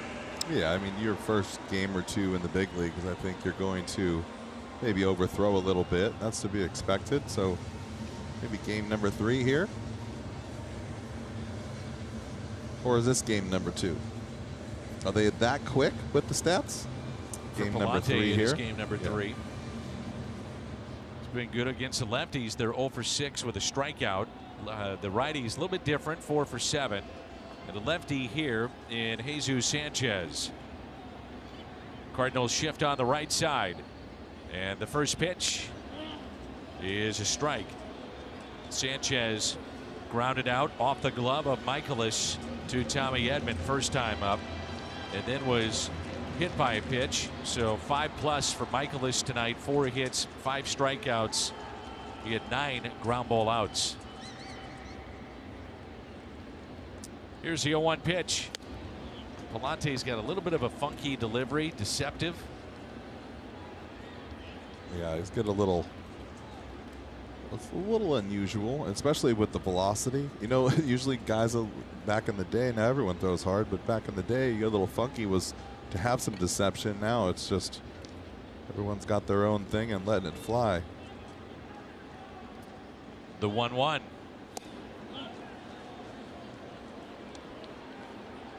Relievers in the homestand, 4 games. Gave up 4 earned in 19 1/3. They had to cover a bunch of innings, and so far 5 games on this trip. ERA is just above 2, only 4 earned in 17 2/3. So the relievers have been very good for the Cardinals this far. The 2-1 pitch, and it's 2-2. It's a good curveball right there. Through the first one, made the adjustment through the second one for a better spot.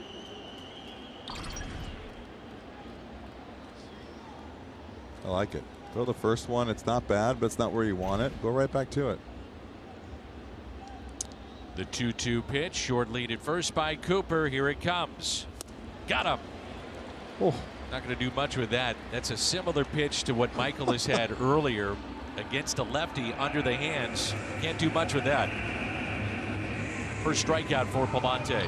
That is nasty, as they say, and that's the same pitch. You know, you see it come in, you panic for the fastball, you try to speed up, and then if you don't recognize the spin quick enough, no chance. There's Jesus Aguilar. I think that's why the cutter is so tough on lefties for coming out of a right-hander's hand, because you know it comes out of the hand like a fastball, and you don't see spin until you're starting to swing, and then it's too late. So one out and the runner at first, and now Jesus Aguilar. So Palante is throwing very small sample size, 40% first pitch strikes to a guy that doesn't swing at the first pitch, and that's ball one.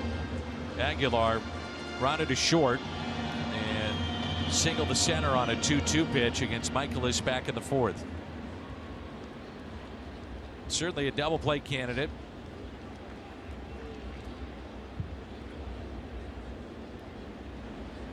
And the 1-0 pitch.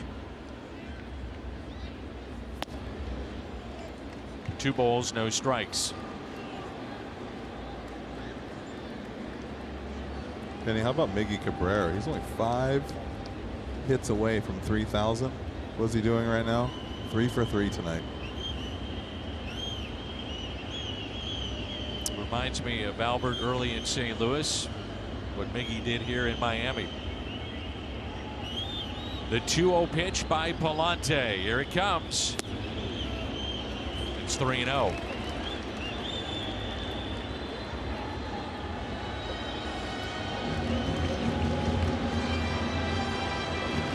Albert Pujols, the last 4 games, 7 for 13.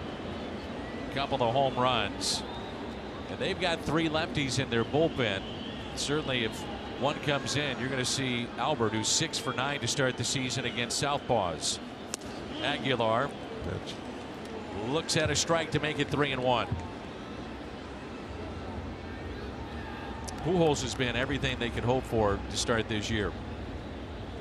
I mean, I keep saying he's going to end up playing more than they thought, and that's going to put pressure on those 2 lefties. You know, you got 2 guys down there that kind of DHing, kind of playing right. You got Dylan Carlson's not going to come out of the lineup a whole lot. I think this was actually a good time to give Dylan a night off. He's struggling a little bit. Just kind of, you know, you see Dylan's struggle. He's not really struggling. He just swings at more pitches than he does when he's hot, and so that puts him in a hole sometimes. But I thought it was a really good day to give him a break, especially against this guy who stays down most of the game so far with Alcantara. Here's a 3-2 pitch. They don't start the runner, and Palante comes back and gets a strikeout. Started 3-0 and then 3 consecutive strikes, and back-to-back Ks for Andre Palante.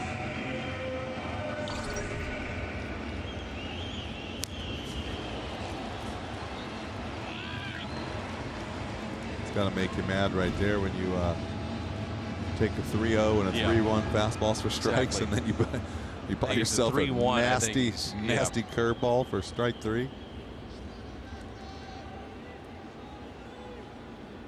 Here's Garcia, 0 for 2.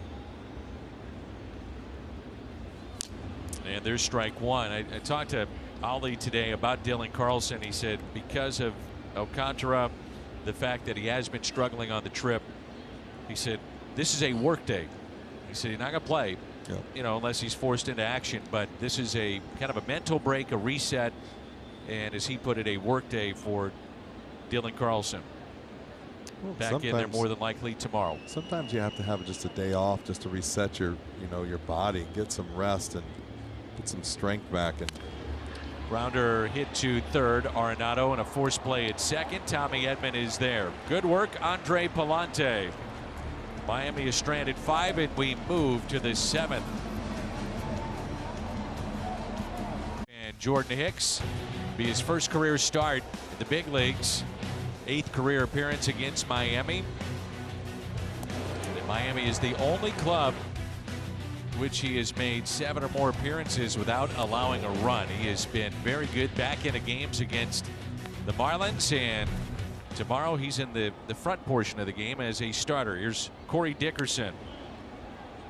We didn't have a lot of time to get into it, Jimmy, as we moved to the 7th, but how Dickerson was talking with me with the pitching machine that they crank up to really high velocity to try to simulate some type of game speed, and that's something that they did with Dylan Carlson as well today.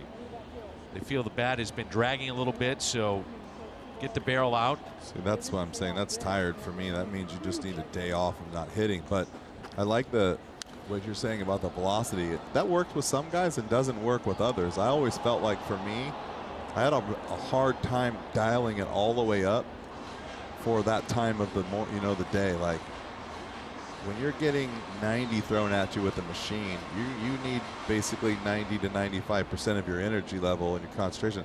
I just felt that was a little bit much for me early in the day. I wanted to dial it in. You got to really be loose.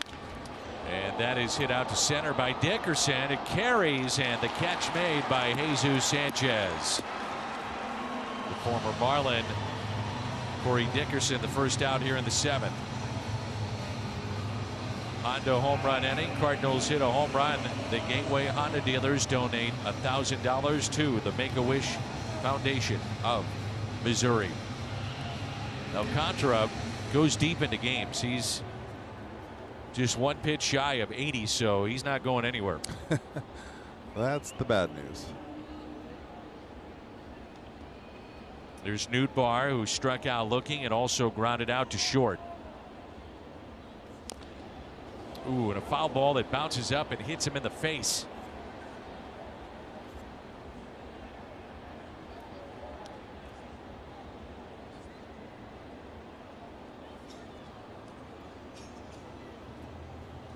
Chris Conroy from the medical team of the Cardinals out to look at him.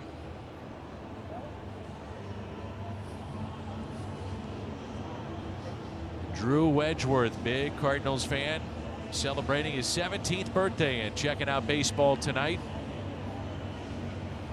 So it looked like it got him on the cheek or maybe the ear here. Take a look. Oh, ouch. The earlobe.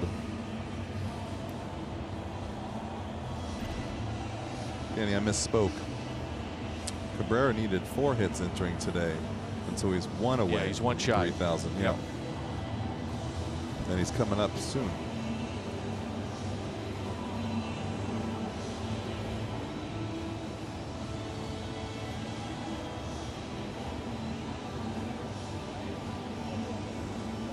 Nice little knot right there, huh?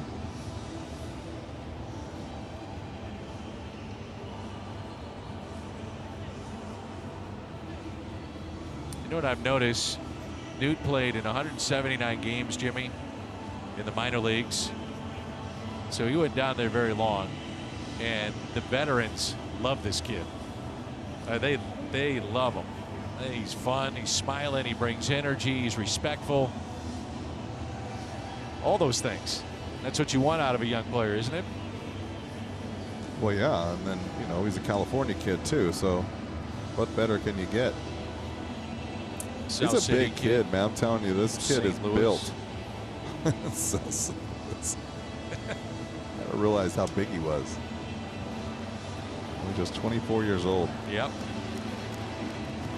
Still green. Cardinal fans give him a nice round of applause. Cardinals, some of the front office are here tonight on a sponsors trip. Taking in baseball, Joe Pfeiffer and Kyle Dingus. Many great clients that support Cardinals baseball. That pitch taken outside high, 1 ball, 1 strike. Paul DeYoung on deck.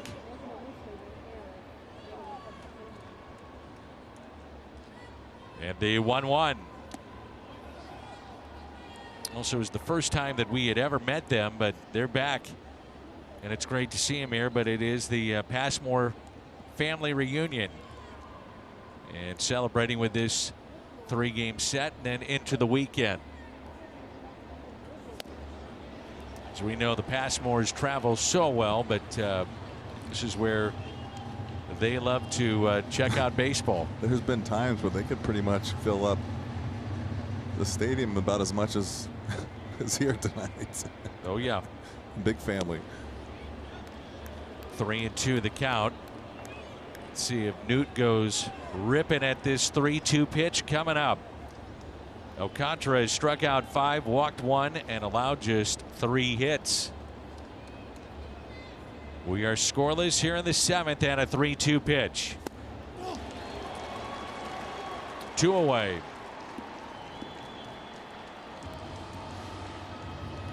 Plaza Tire Service pitch tracks. This is why you can't sell out on the fastball and you can't sell the farm right here. This is a changeup, even though it's 92. If you're looking for 98 and you get 92, you are going to be a little out front. And you know what? He knows that. He's betting that you're trying to win the game right there. And DeYoung lifts a fly ball into right. Garcia is over, and he'll make the catch. It's time to stretch. Fun ball game here in game 2. And we are scoreless.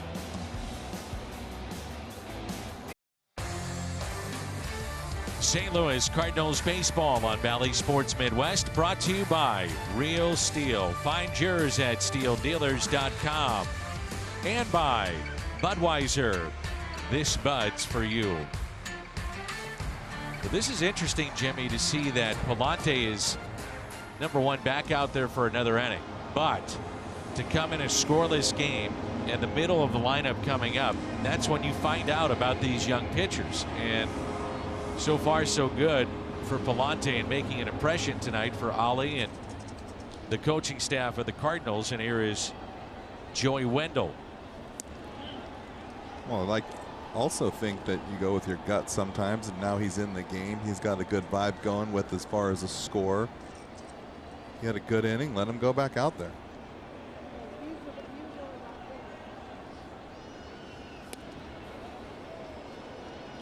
And it's 0-2. I feel like when you're in these games, it's basically whoever's next out of the bullpen's in trouble. Maybe that's what they're thinking. At least that's what I'm thinking when it comes to the Marlins. Whoever comes out of that bullpen is in trouble. Here is the 0-2 pitch. Wendell 0 for 2. But here you have a high leverage situation, middle of the lineup, and you've got a lot of guys down there to choose from. And you're saying we're going with Andre Palante. So rosters will be reduced the very beginning of May. And what a chance to make an impression here. The 1-2 pitch by Palante to Wendell. Slowly hit up the third base line, and that'll roll foul. I was telling you about, he has a knack to be able to find a way to put the bat on that breaking ball. Doesn't matter if it's fair or foul. He's putting it in. He's not swinging through it as much as he does with the fastball. Mentioned that Alcantara does not get run support, and especially against St. Louis. 26 1/3 career innings against the Cardinals, and he's got 2 runs. And one of those was scored by Corey Dickerson, who's now on the other side with St. Louis. 7 hits total in the game, 4 by Miami. Both teams have committed an error. Marlins have stranded 5, the Cardinals 4, and there's no score. Good pitch inside. You got to throw it again.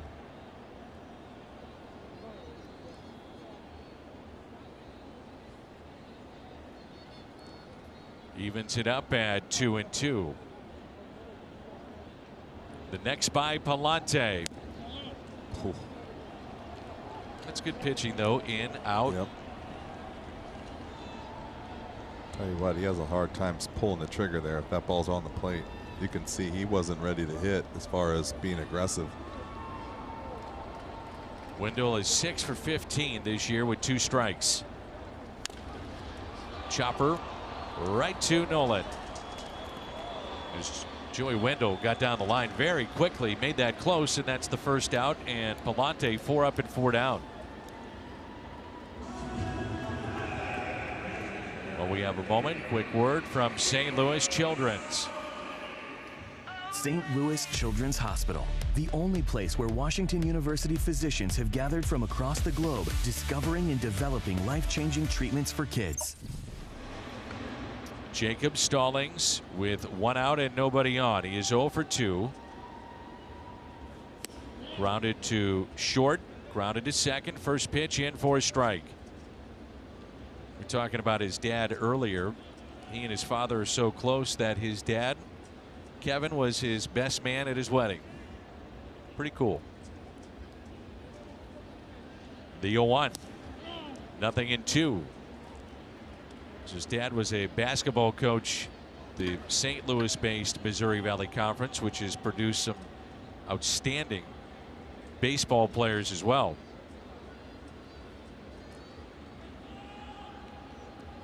Palante gets it and says, let's go.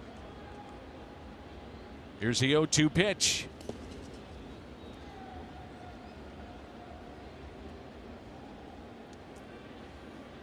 One and 2 the count. Cardinals will wrap up the series with Hicks on the mound tomorrow, then head to Cincinnati. We'll get our first look at Hunter Green. That was the young man I was going to mention to you the other day. I saw that he threw the most 100-mile-an-hour fastballs in one start in the history of baseball. Tom does not like that ball down.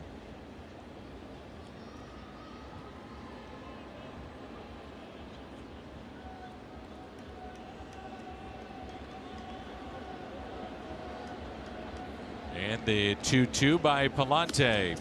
So from 0-2 to a full count.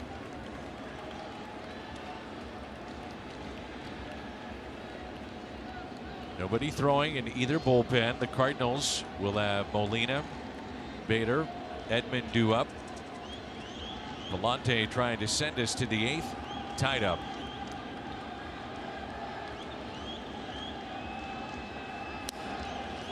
Oh, a late call and struck him out. He had to think about it, and then he unleashed it.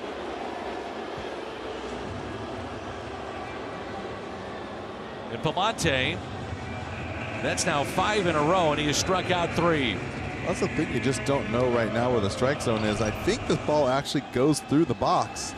But man, I'm telling you, when it jumps up out of his hand like that, you give up on it. You can see Yachty catches it at his chest.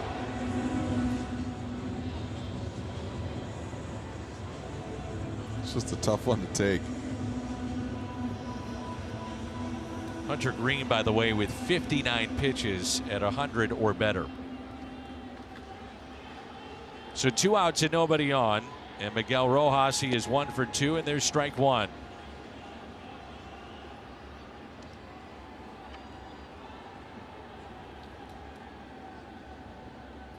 It's the 8th strikeout in the lineup for Miami.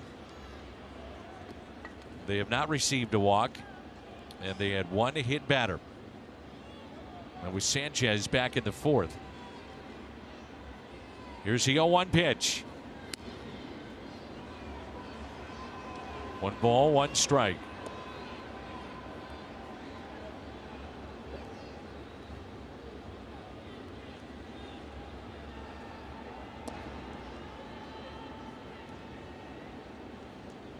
There's Ali Marmol.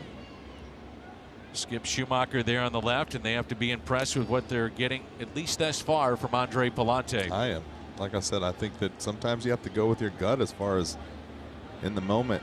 You saw what he did in that inning before, so you're going to ride it out. The thing about that is anytime he starts to lose it, you can get him out of there.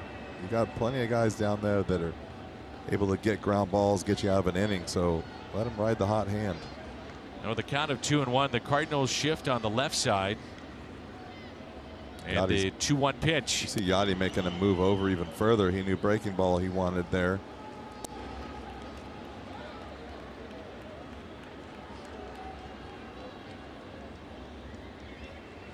Three and 1 the count.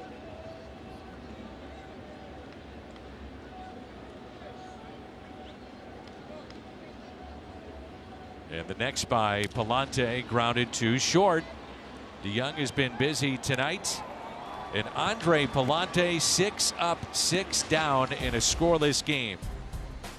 Coming up, Yadier Molina, Harrison Bader, Tommy Edman. as we go to the 8th.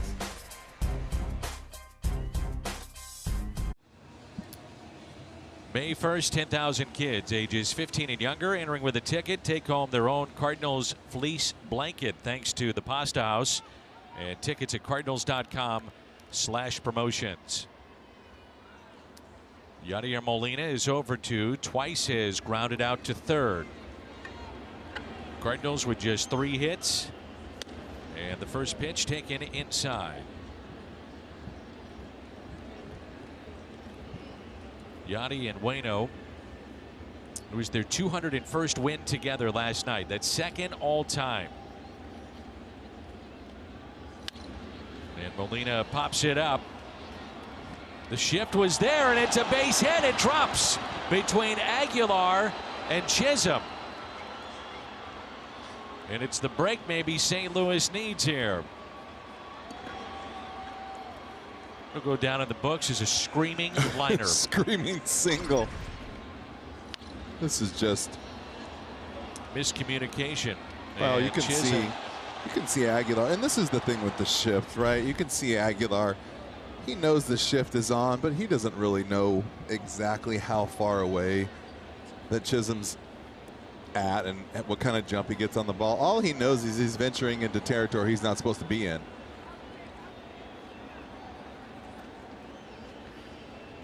That's a really, really, really bad play right there.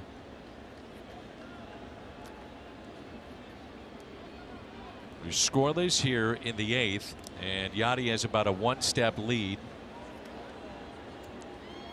You start thinking I would maybe assume that if he gets to second base, you pinch run for Yadi. Yeah, at this point, would you do it at first? No, I would. Yeah, it's tough. You also have the guy controlling the pitching staff right now with a shutout, so it's really hard to see. I think for sure second base.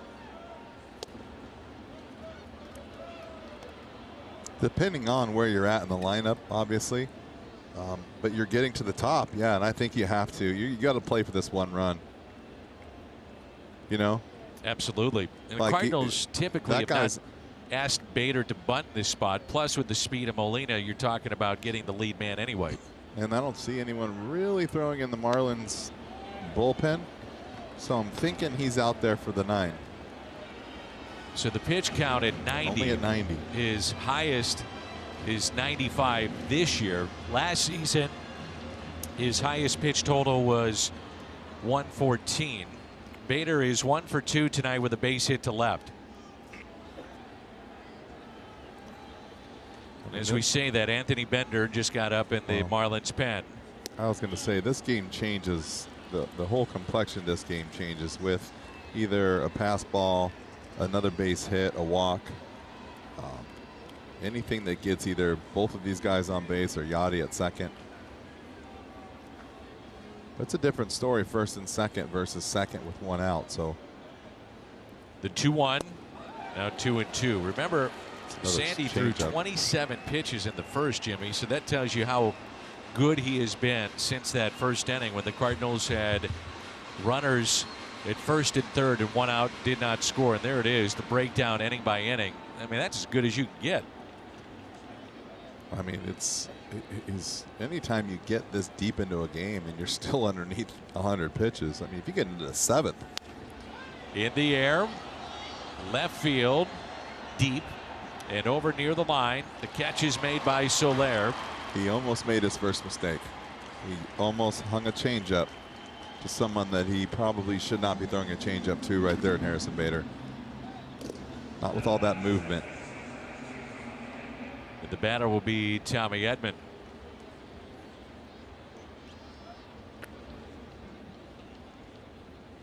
Tommy with a couple of infield hits tonight. Also grounded out to second. While we have a moment, quick word from Rally House. Play ball, St. Louis. Shop the latest in Cardinals style with your favorite brands and throwback designs. Rally House has gear for every fan.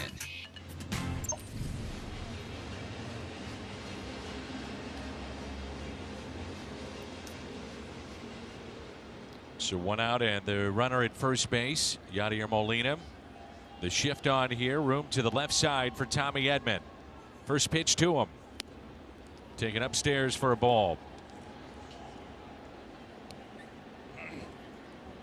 Danny, you said that the last time that they faced Alcantara, he lost 1-0. Yep. That was the last time we won 1-0, I believe. That's fouled back. You just got to get him moving. You got to get Yachty moving. Got to get one more guy has to get on base, and then you're looking at some action. You put a lot of pressure on the defense, and now you're putting a lot of pressure on a guy who knows he can't give up a run. And he might squeeze the ball a little bit tighter, even though that's kind of what he's gotten away from. He's kind of graduated from that. And the 1-1 in on the hands of Edman and fouled away. Alcantara has gone 9 starts in his career, 7 or more innings. No runs allowed. 6-1 in those games, but it's really no surprise to see him pitching deep in this game. It still looks like he's thrown in the first inning. It's effortless. Yep. Free and easy. Oh, exaggerated shift here is Wendell, the third baseman, is on the right side with Chisholm and Rojas. I just don't like this with his sinker. Ouch. Just missed to even it up. He does not want the ball down. Yeah, it evens it up at 2-2.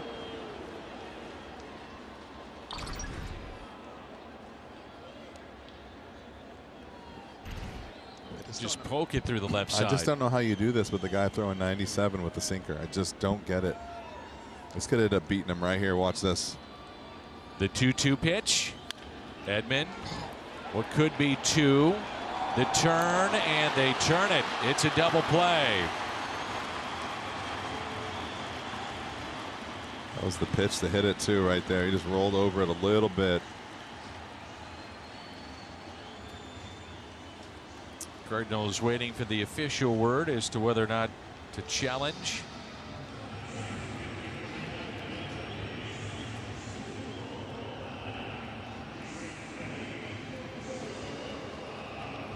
And we get to the bottom of the 8th.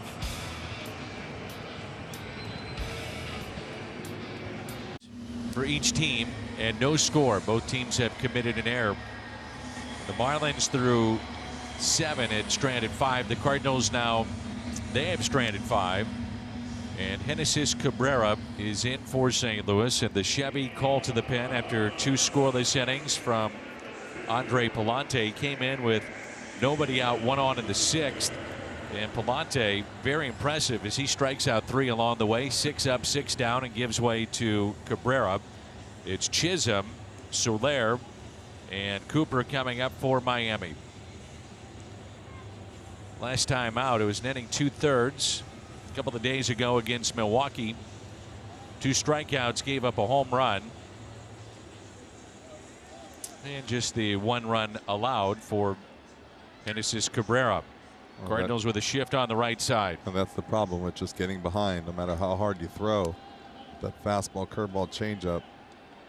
Doesn't throw his changeup to lefty, so when he gets behind, he's coming with that fastball. Chisholm, a base hit to center. Then a stolen base, left stranded back in the 3rd. And struck out on a 3-2 pitch in the 5th. Here's the 0-1. 1 ball, 1 strike.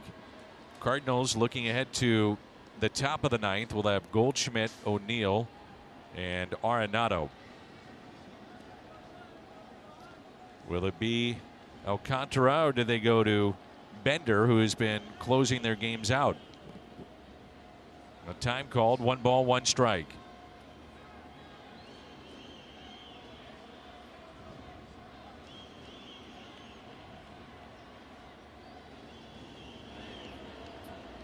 The 1-1 hit out of play.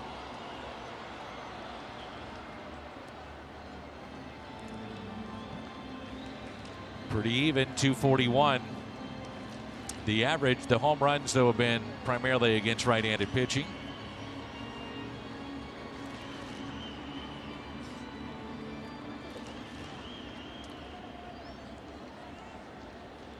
The outfield straight away. They are deep. 1 ball and 2 strikes. In the air.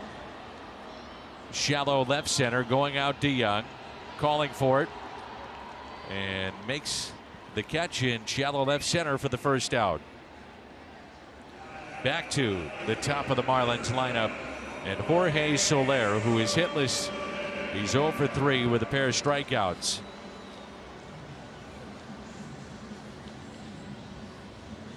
There's been 12 ground ball outs in the lineup this game for the Marlins. 9 of those was behind Miles Michaelis. So rare ball hit to the outfield in the air. This is where you got to be careful right here. Yep. Thinking the same thing. I just have to say, keep the ball down, keep the ball away. You have to make him hit the ball to right field. If he's going to earn it, let him earn it over there. Here's a 1-0 pitch. Now you really have to be careful. Now you're just letting him swing out of his shoes. Alcantara, by the way, is at 97 pitches, and Anthony Bender continues to throw. In the Marlins bullpen, a right-hander. They carry 7 righties and 3 lefties currently. Here's the thing with Soler, though. Ball away from him. He crushes balls. Oh, he's got power everywhere. 2 balls and 1 strike.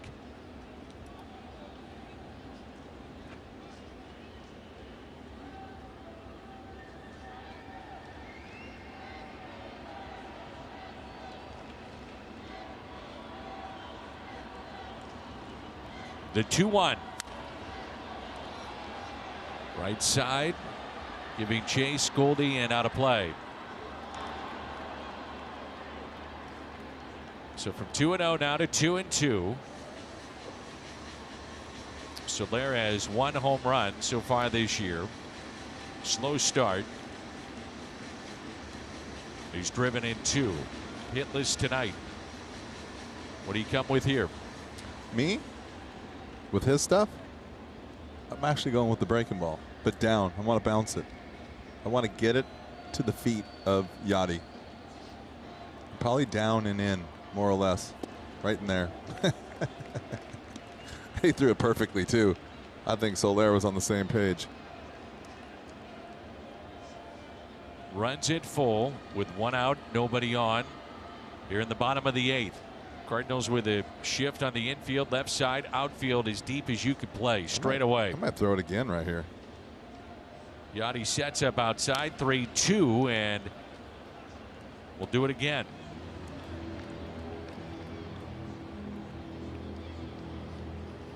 We've seen the velocity here early on with Cabrera.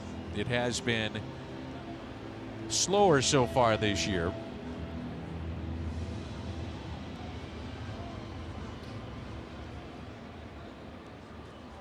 Take a look and see what page they're on right here. It's going to go just the fastball away. And the 3-2 chop to short. DeYoung makes the play. That's a big out. Number 2, home half of the 8th. That's one of those spots, Danny, right there. You're getting yourself out. You can just see the top hand flying through the zone. Trying too hard to win the game right there. Take a simple fastball, middle away, a ball he probably shoots into right center field all year long. Trying to hit a home run, you roll over it. There's Gary Cooper. He's been very good against left-handed pitching. 1 for 3 tonight, grounded out to third. This is a key guy here. With the lefties, they will get him in the lineup, and now he gets one with 2 outs in the 8th. Taken high. He struck out looking, and also he singled one of the 4 hits for Miami.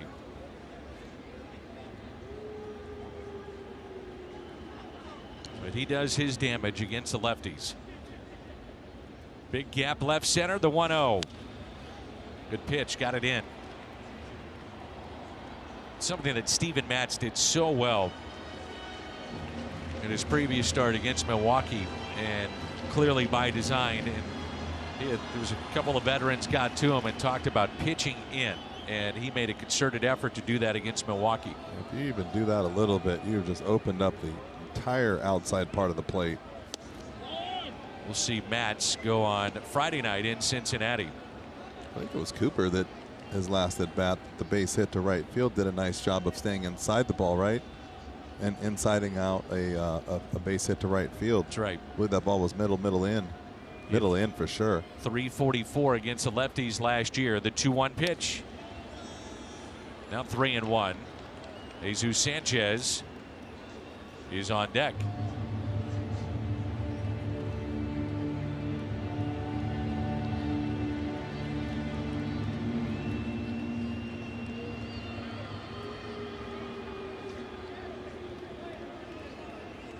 And the 3-1. Now a 3-2. You can see another guy trying to win the game. I thought it was really interesting. There was a point in my career, I don't know if it was at the All-Star game or just listening to someone talk, and they said, as a closer, I can feed off everyone trying to win the game, and I don't necessarily have to throw strikes. And I used that in my career, trying to stay on the ball as I got a little bit older and got later in the games. And that's one thing, these young kids, man, they're just trying to go deep. Pitch taken high and a 2-out walk. So the go-ahead run is aboard. And it's Jesus Sanchez. It is an all right-handed bench currently for Don Mattingly.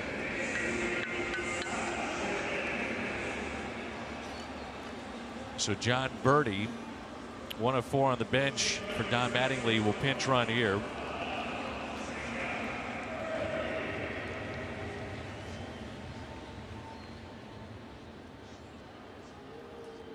With 2 outs. Here at the bottom of the 8th, Jesus Sanchez is grounded out, was hit by a pitch, and also struck out. Cardinals get Nick Whitgren up and throwing in the bullpen.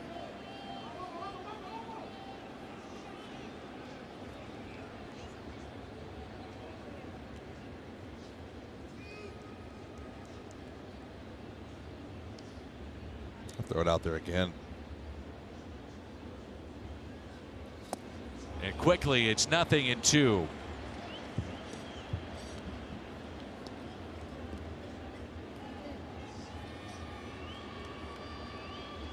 Cardinals will have the big bats coming up. Looking ahead to the 9th inning is Genesis Cabrera trying to send us to that inning scoreless. And the 0-2 pitch by Cabrera instead of check on Birdie, who was 8 of 12 at stolen bases last year.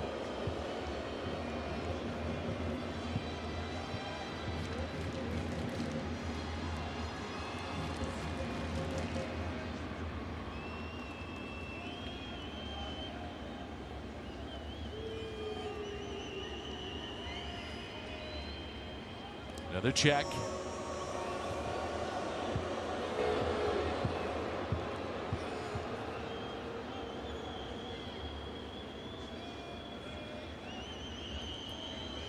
Edman on the outfield turf.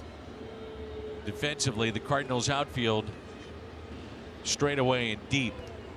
And the 0-2. Ooh, he just missed. That's 99. So while the velocity at times has been a tick or two down, at times tonight it has not. So that one hitting 99, not going Cabrera's way, in a very, very good pitch. That was borderline strike. I have to stay out there. I think he's got to panic over that outside edge, knowing that there's a little room out there for the strike zone. The 1-2, swing and a miss, and he struck him out. Genesis Cabrera, a scoreless 8th. And the big bats, they're coming up. Goldschmidt, O'Neill, Arenado, and we're scoreless. Very good here tonight. Sandy Alcantara is out of the game now as he goes 8 innings, 4 hits. And remember, 27 of the 98 pitches were in the first inning, and he pitched out of trouble, walked 1, and struck out 6. It's a tough night for the St. Louis offense. But on the other side, Michaelis 5+, the bullpen, Palante, Cabrera. They've been up to the task, and now it's Anthony Bender Get a sinker, slider, changeup occasionally, but pretty much sinker, slider, and it's our Chevy call to the pen. Yeah, you're probably going to see that change up once or twice to the lefties. That's about it. Here is Paul Goldschmidt. And the first pitch backs up for a strike. Goldie tonight walked, stole a base, fly to left, and was jammed by Alcantara. Hit a soft liner back to him. A lot of fastballs, though, Dandy. Oh, yeah. He's got a good arm. 96, 97. Here's the 0-1. Nothing in 2. The slider there. So he works on the first base side of the rubber. They talk about how he jumps at the hitter. Bender started his career with 21 1/3 innings without allowing a run. And he doesn't get the call on a check swing or a called third strike. It was a tough way all the way around right here. Strong hands. And the 1-2. Got him. A strikeout of Goldie. Cardinals have struck out 7 times tonight. And Bender gets the first here in this 9th inning.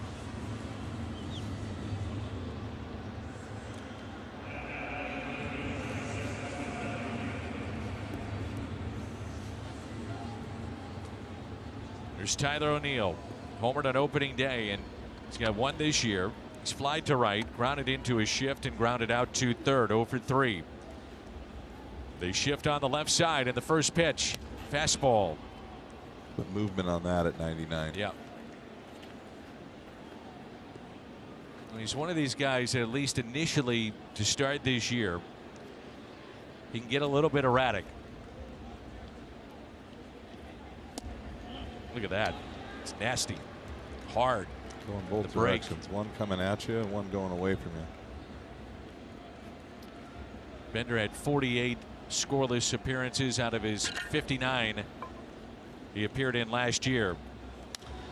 That's hit out of play. 2 strikes on Tyler O'Neill.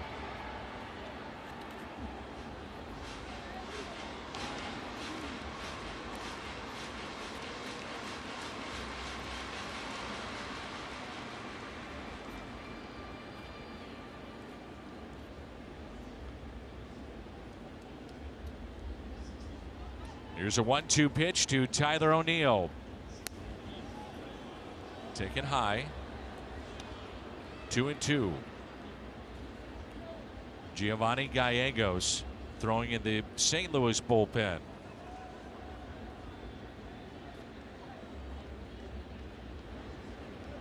The 2-2. So Gallegos have a 1-2-3 9th inning last night. She faced Soler, Stallings, and Rojas. It was efficient. The 5-1 win. A full count now on Tyler O'Neill. Can he square one up here? Outfield deep, straight away. 3-2 pitch. Backs up for a ball. So 1 out walk. And this is what we're talking about, Jimmy, that at least the book early on has been, and not to say it stays this way, but just first couple of weeks, runner on or walks, and he can get a little bit unnerved, and we'll see if that happens here in the top of the 9th. Well, I think every time you're a closer and you have to start speeding up, you get guys on base, things aren't really clean for your inning. Yeah, it's going to be a little bit of a battle, and you can see he's got a really good sinker, but it's up. And so now you're thinking ground ball, kind of get it down. Got to hold this guy on. All bets are off with just kind of relaxing and firing it as hard as you can. Arenado hitless, 3 strikeouts, 0 for 3 tonight. But he could change the complexion of this game with 1 swing. You've got exceptional speed at first base in Tyler O'Neill.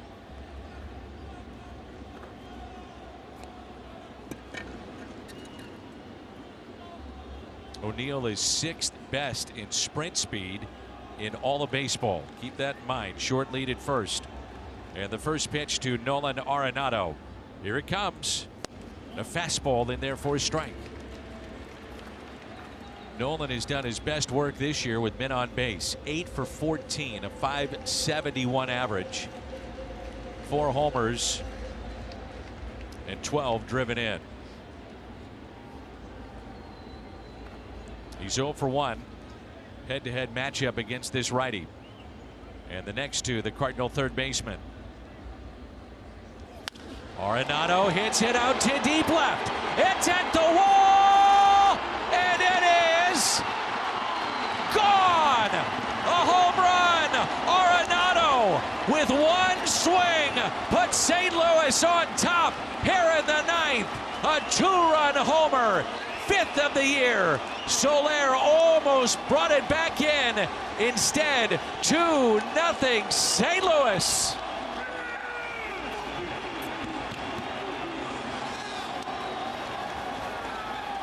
Well, he's pointing up there. He's got a lot of family here, by the way. What a big at-bat. I'll tell you what, his at-bats changed around when he took that fastball way inside off Alcantara. Look at, kind of woke him up today. How close? Oh, it hit the glove and then hit the top of the wall. I wonder if that aided it to going over the wall. And a check swing. So it hit the glove, then the top of the wall. That's the second home run that Nolan has hit that has skimmed off the top of the wall in left. Needed every bit of it, and I bet Soler would tell you, I need to catch that. Well, you know what? It's not as easy as it looks out there catching those homers. Yep. I'm not saying it is. Some people just make it look easier than others.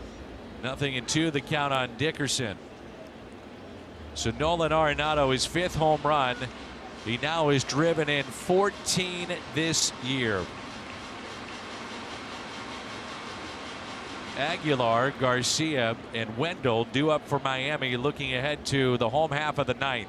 And for once this year, and probably for the first time since we've been doing games together, their outfield was too shallow. You got a guy on winning run is on first base with a fly ball hitter, and not a guy with massive power, a guy that hits line drives in the gap. And he had to go all the way back for this and try to time it perfectly, and he just misses it. It's not like it's an easy play. It's just the timing of hitting the wall, the arm hitting the top of the wall, and getting there all at the same time is not as easy as it looks. I can't. And it couldn't have happened at a better time. Quite tell whether or not, if he misses it and doesn't graze it, if he just flat out, had a clean miss, let's say, would it have left the ballpark, or did that aid it in going over the wall? What do you think? That was tough for me to tell. I couldn't see how far away he was, but definitely looked like when it tipped off his glove was closed already, and so that's telling me that he's kind of hit the wall already. So that is just ran out of room.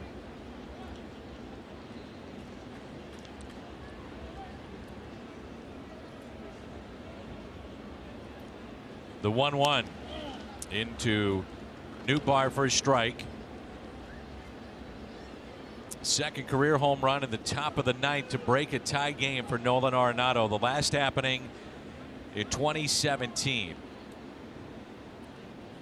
And the 1-2 pitch. The strikeout of Lars Nootbaar. We mentioned the best of Nolan this year is when runners are on.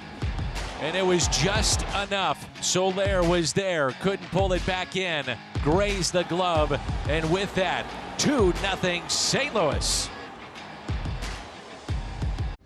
Already with 5 home runs. Perfect timing here in game number 2. His 7th career go-ahead home run in the 9th inning or later, and his first as a St. Louis Cardinal. And it comes at the perfect time. Alcantara out of the game, and they get to Bender. Now they are 3 outs away from taking the series and trying to go for a sweep tomorrow night in game number 3. The most home runs since April of 2013. It is Nolan Arenado in the top 4 of that list. Just a sensational player. Chevy called to the pen Giovanni Gallegos trying to pick up his third save. Some pretty big Nola plays. gets off to hot starts, and it's been a hot start this year. I'm telling you what, he's had some big moments already since he's been here. And Jimmy, that's already, for Nolan Arenado, his 10th extra base hit as we play in game number 10. Did you hear what I was saying earlier, too? He had 3 strikeouts, and Alcantara threw a ball way in off of him, or on him, and his next swing might have been his best swing of the game, and he just fouled back a fastball. It almost looked like it woke him up a little bit. You know what we talk about. Sometimes you're just like, hey, if you're going to do that, okay, let's go. And it looked like he locked himself in a little bit. And bat speed improved, and there you go. And he'd also been hitless with 3 strikeouts. He had been hitless in the series. He was 0 for 4 last night and was 0 for 7 in the series. And a strike to Jesus Aguilar, who's grounded to short, singled to center, and struck out in the 6th inning. There's just 11 pitches last night for Giovanni Gallegos, 7 of which were strikes. Outfield deep, and the 0-1 pitch to Aguilar. 0-2.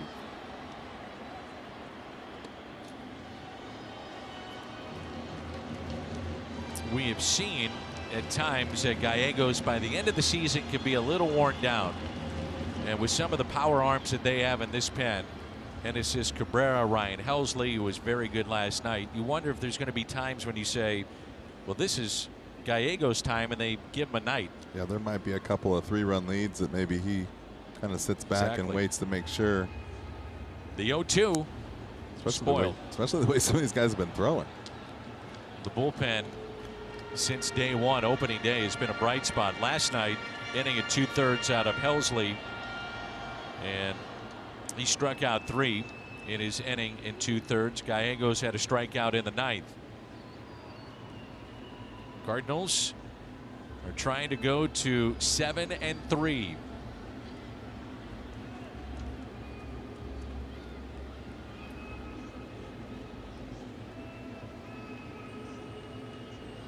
The 0-2 got him, and that's how we start the home half of the 9th. A strikeout, Giovanni Gallegos, and that's 10 Marlins strikeouts in their lineup this evening. That slider right there, we talk about just going straight down. There's really nothing you can do about that as a hitter. That's not one of those sliders that's going to sit up there long enough. You commit, it just disappears. It's not going to slide across the that's really not a slider if it's not really sliding. It's really just kind of dropping out of the zone. And so his career with no days off, no rest, and Giovanni Gallegos, very good numbers. So 1 out, and Abisail Garcia. Brian Anderson has moved to the on-deck circle, and a fly ball into shallow center, racing in Bader, and he won't get there, playing deep here in the late innings, and it drops in for a base hit. Garcia is 1 for 4. The tying run will come to the plate.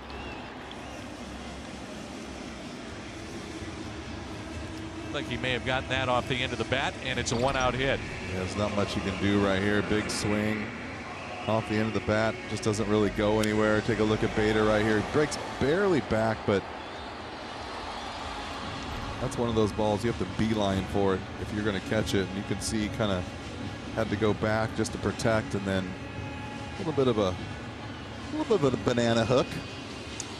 First Marlin, the last 14 to come to the plate against Gallegos to pick up a base hit or even reach base. He's been dominant against the Marlins.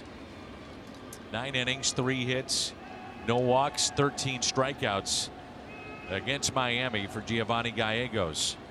Here's Brian Anderson. And a ball. He is 1 for 2 head-to-head against Giovanni Gallegos.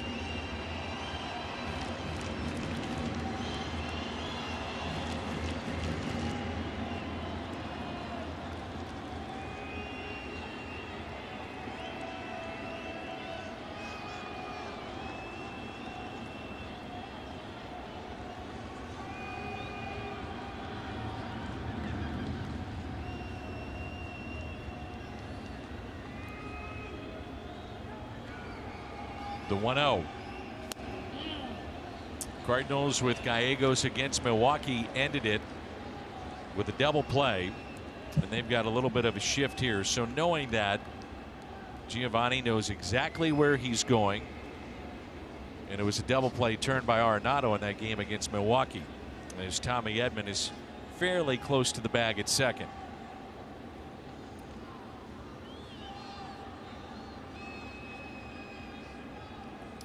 And the 1-1. Marlins counting on Anderson this year. They've talked about load management. This is his day off, except for a time like this. He had a couple of long stints on the injured list last year. He's been a finalist for the Gold Glove at third. Can play the outfield. And one of the young players are trying to build around. 1 for 13 as a pinch hitter in his career. 2 balls and 1 strike. Jacob Stallings on deck. And the 2-1.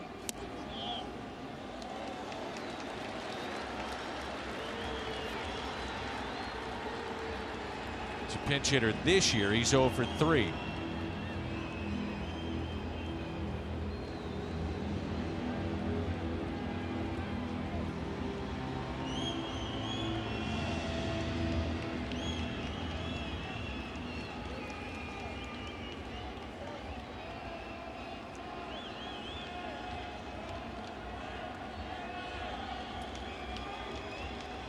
Three balls, 1 strike, and the next by Gallegos.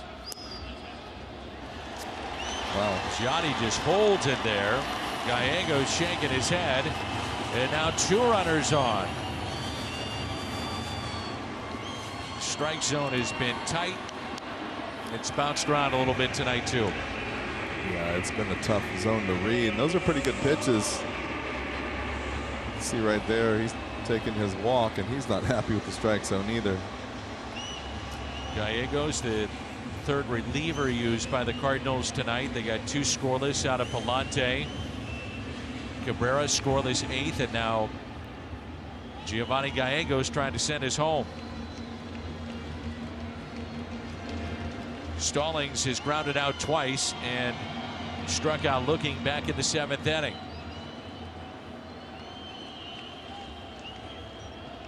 He's 1 for 4 head-to-head with the Cardinals right-hander. First pitch to Stallings. Strike 1. You got to get that ball down right there. Yeah. It's like when you see the ball come out of the hand of the pitcher in a situation like this, as soon as it's up, you think, uh-oh. Nothing good can come out of that.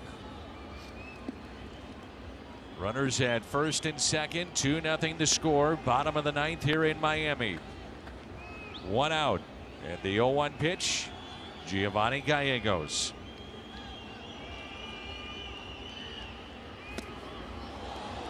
Nothing at 2.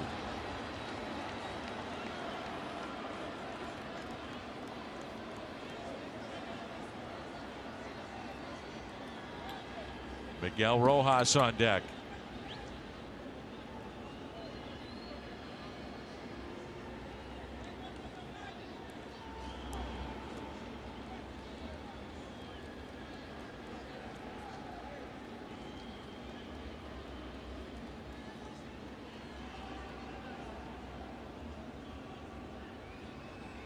The 0-2 tied him up, 2 away, and his second strikeout in the inning. It's a huge pitch right there. That's a gutsy call, huge pitch. It's basically challenging you right there, thinking you're guessing wrong, and he missed his location. Thankfully, he's got enough ride on that ball to get it in there. And it's up to Rojas to try to extend the game or win it for Miami. 2 on. They represent the tying runs, and the winning run is at the plate.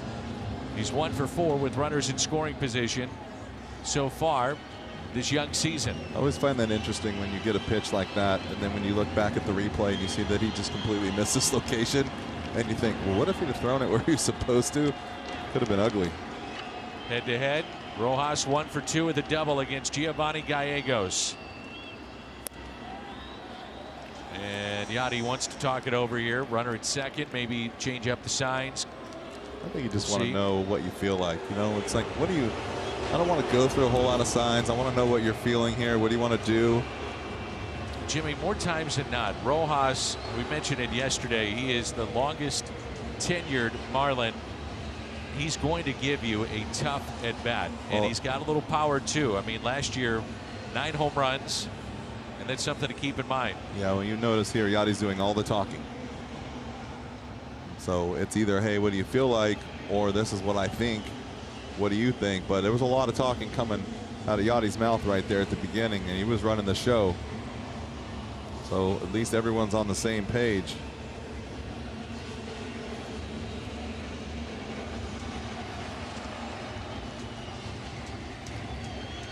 Cardinals earned a split to start this long road trip in Milwaukee and trying to make it 2 out of 2 here in Miami.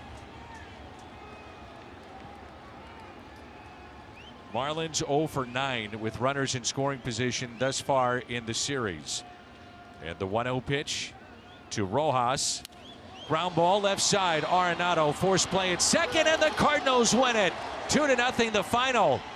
Nolan Arenado breaks the scoreless tie in the top of the 9th with a 2-run homer, his 5th, and finishes it off by going to second for a force play, and the Cardinals win it. How about the missile he just threw to second base? Tommy's smart enough to get underneath that. Nice job, Michaelis, again. Great job by the bullpen again. Another complete game for these St. Louis Cardinals. Palante, terrific. 2 scoreless innings. As he faced the middle of the lineup, and then it was Cabrera the 8th, Gallegos in the 9th, but Nolan Arenado, the big blast in this game, breaks a scoreless tie in the 9th with a 2-run homer. Cardinals win it 2-0. They'll go for a sweep tomorrow. Post-game show is next.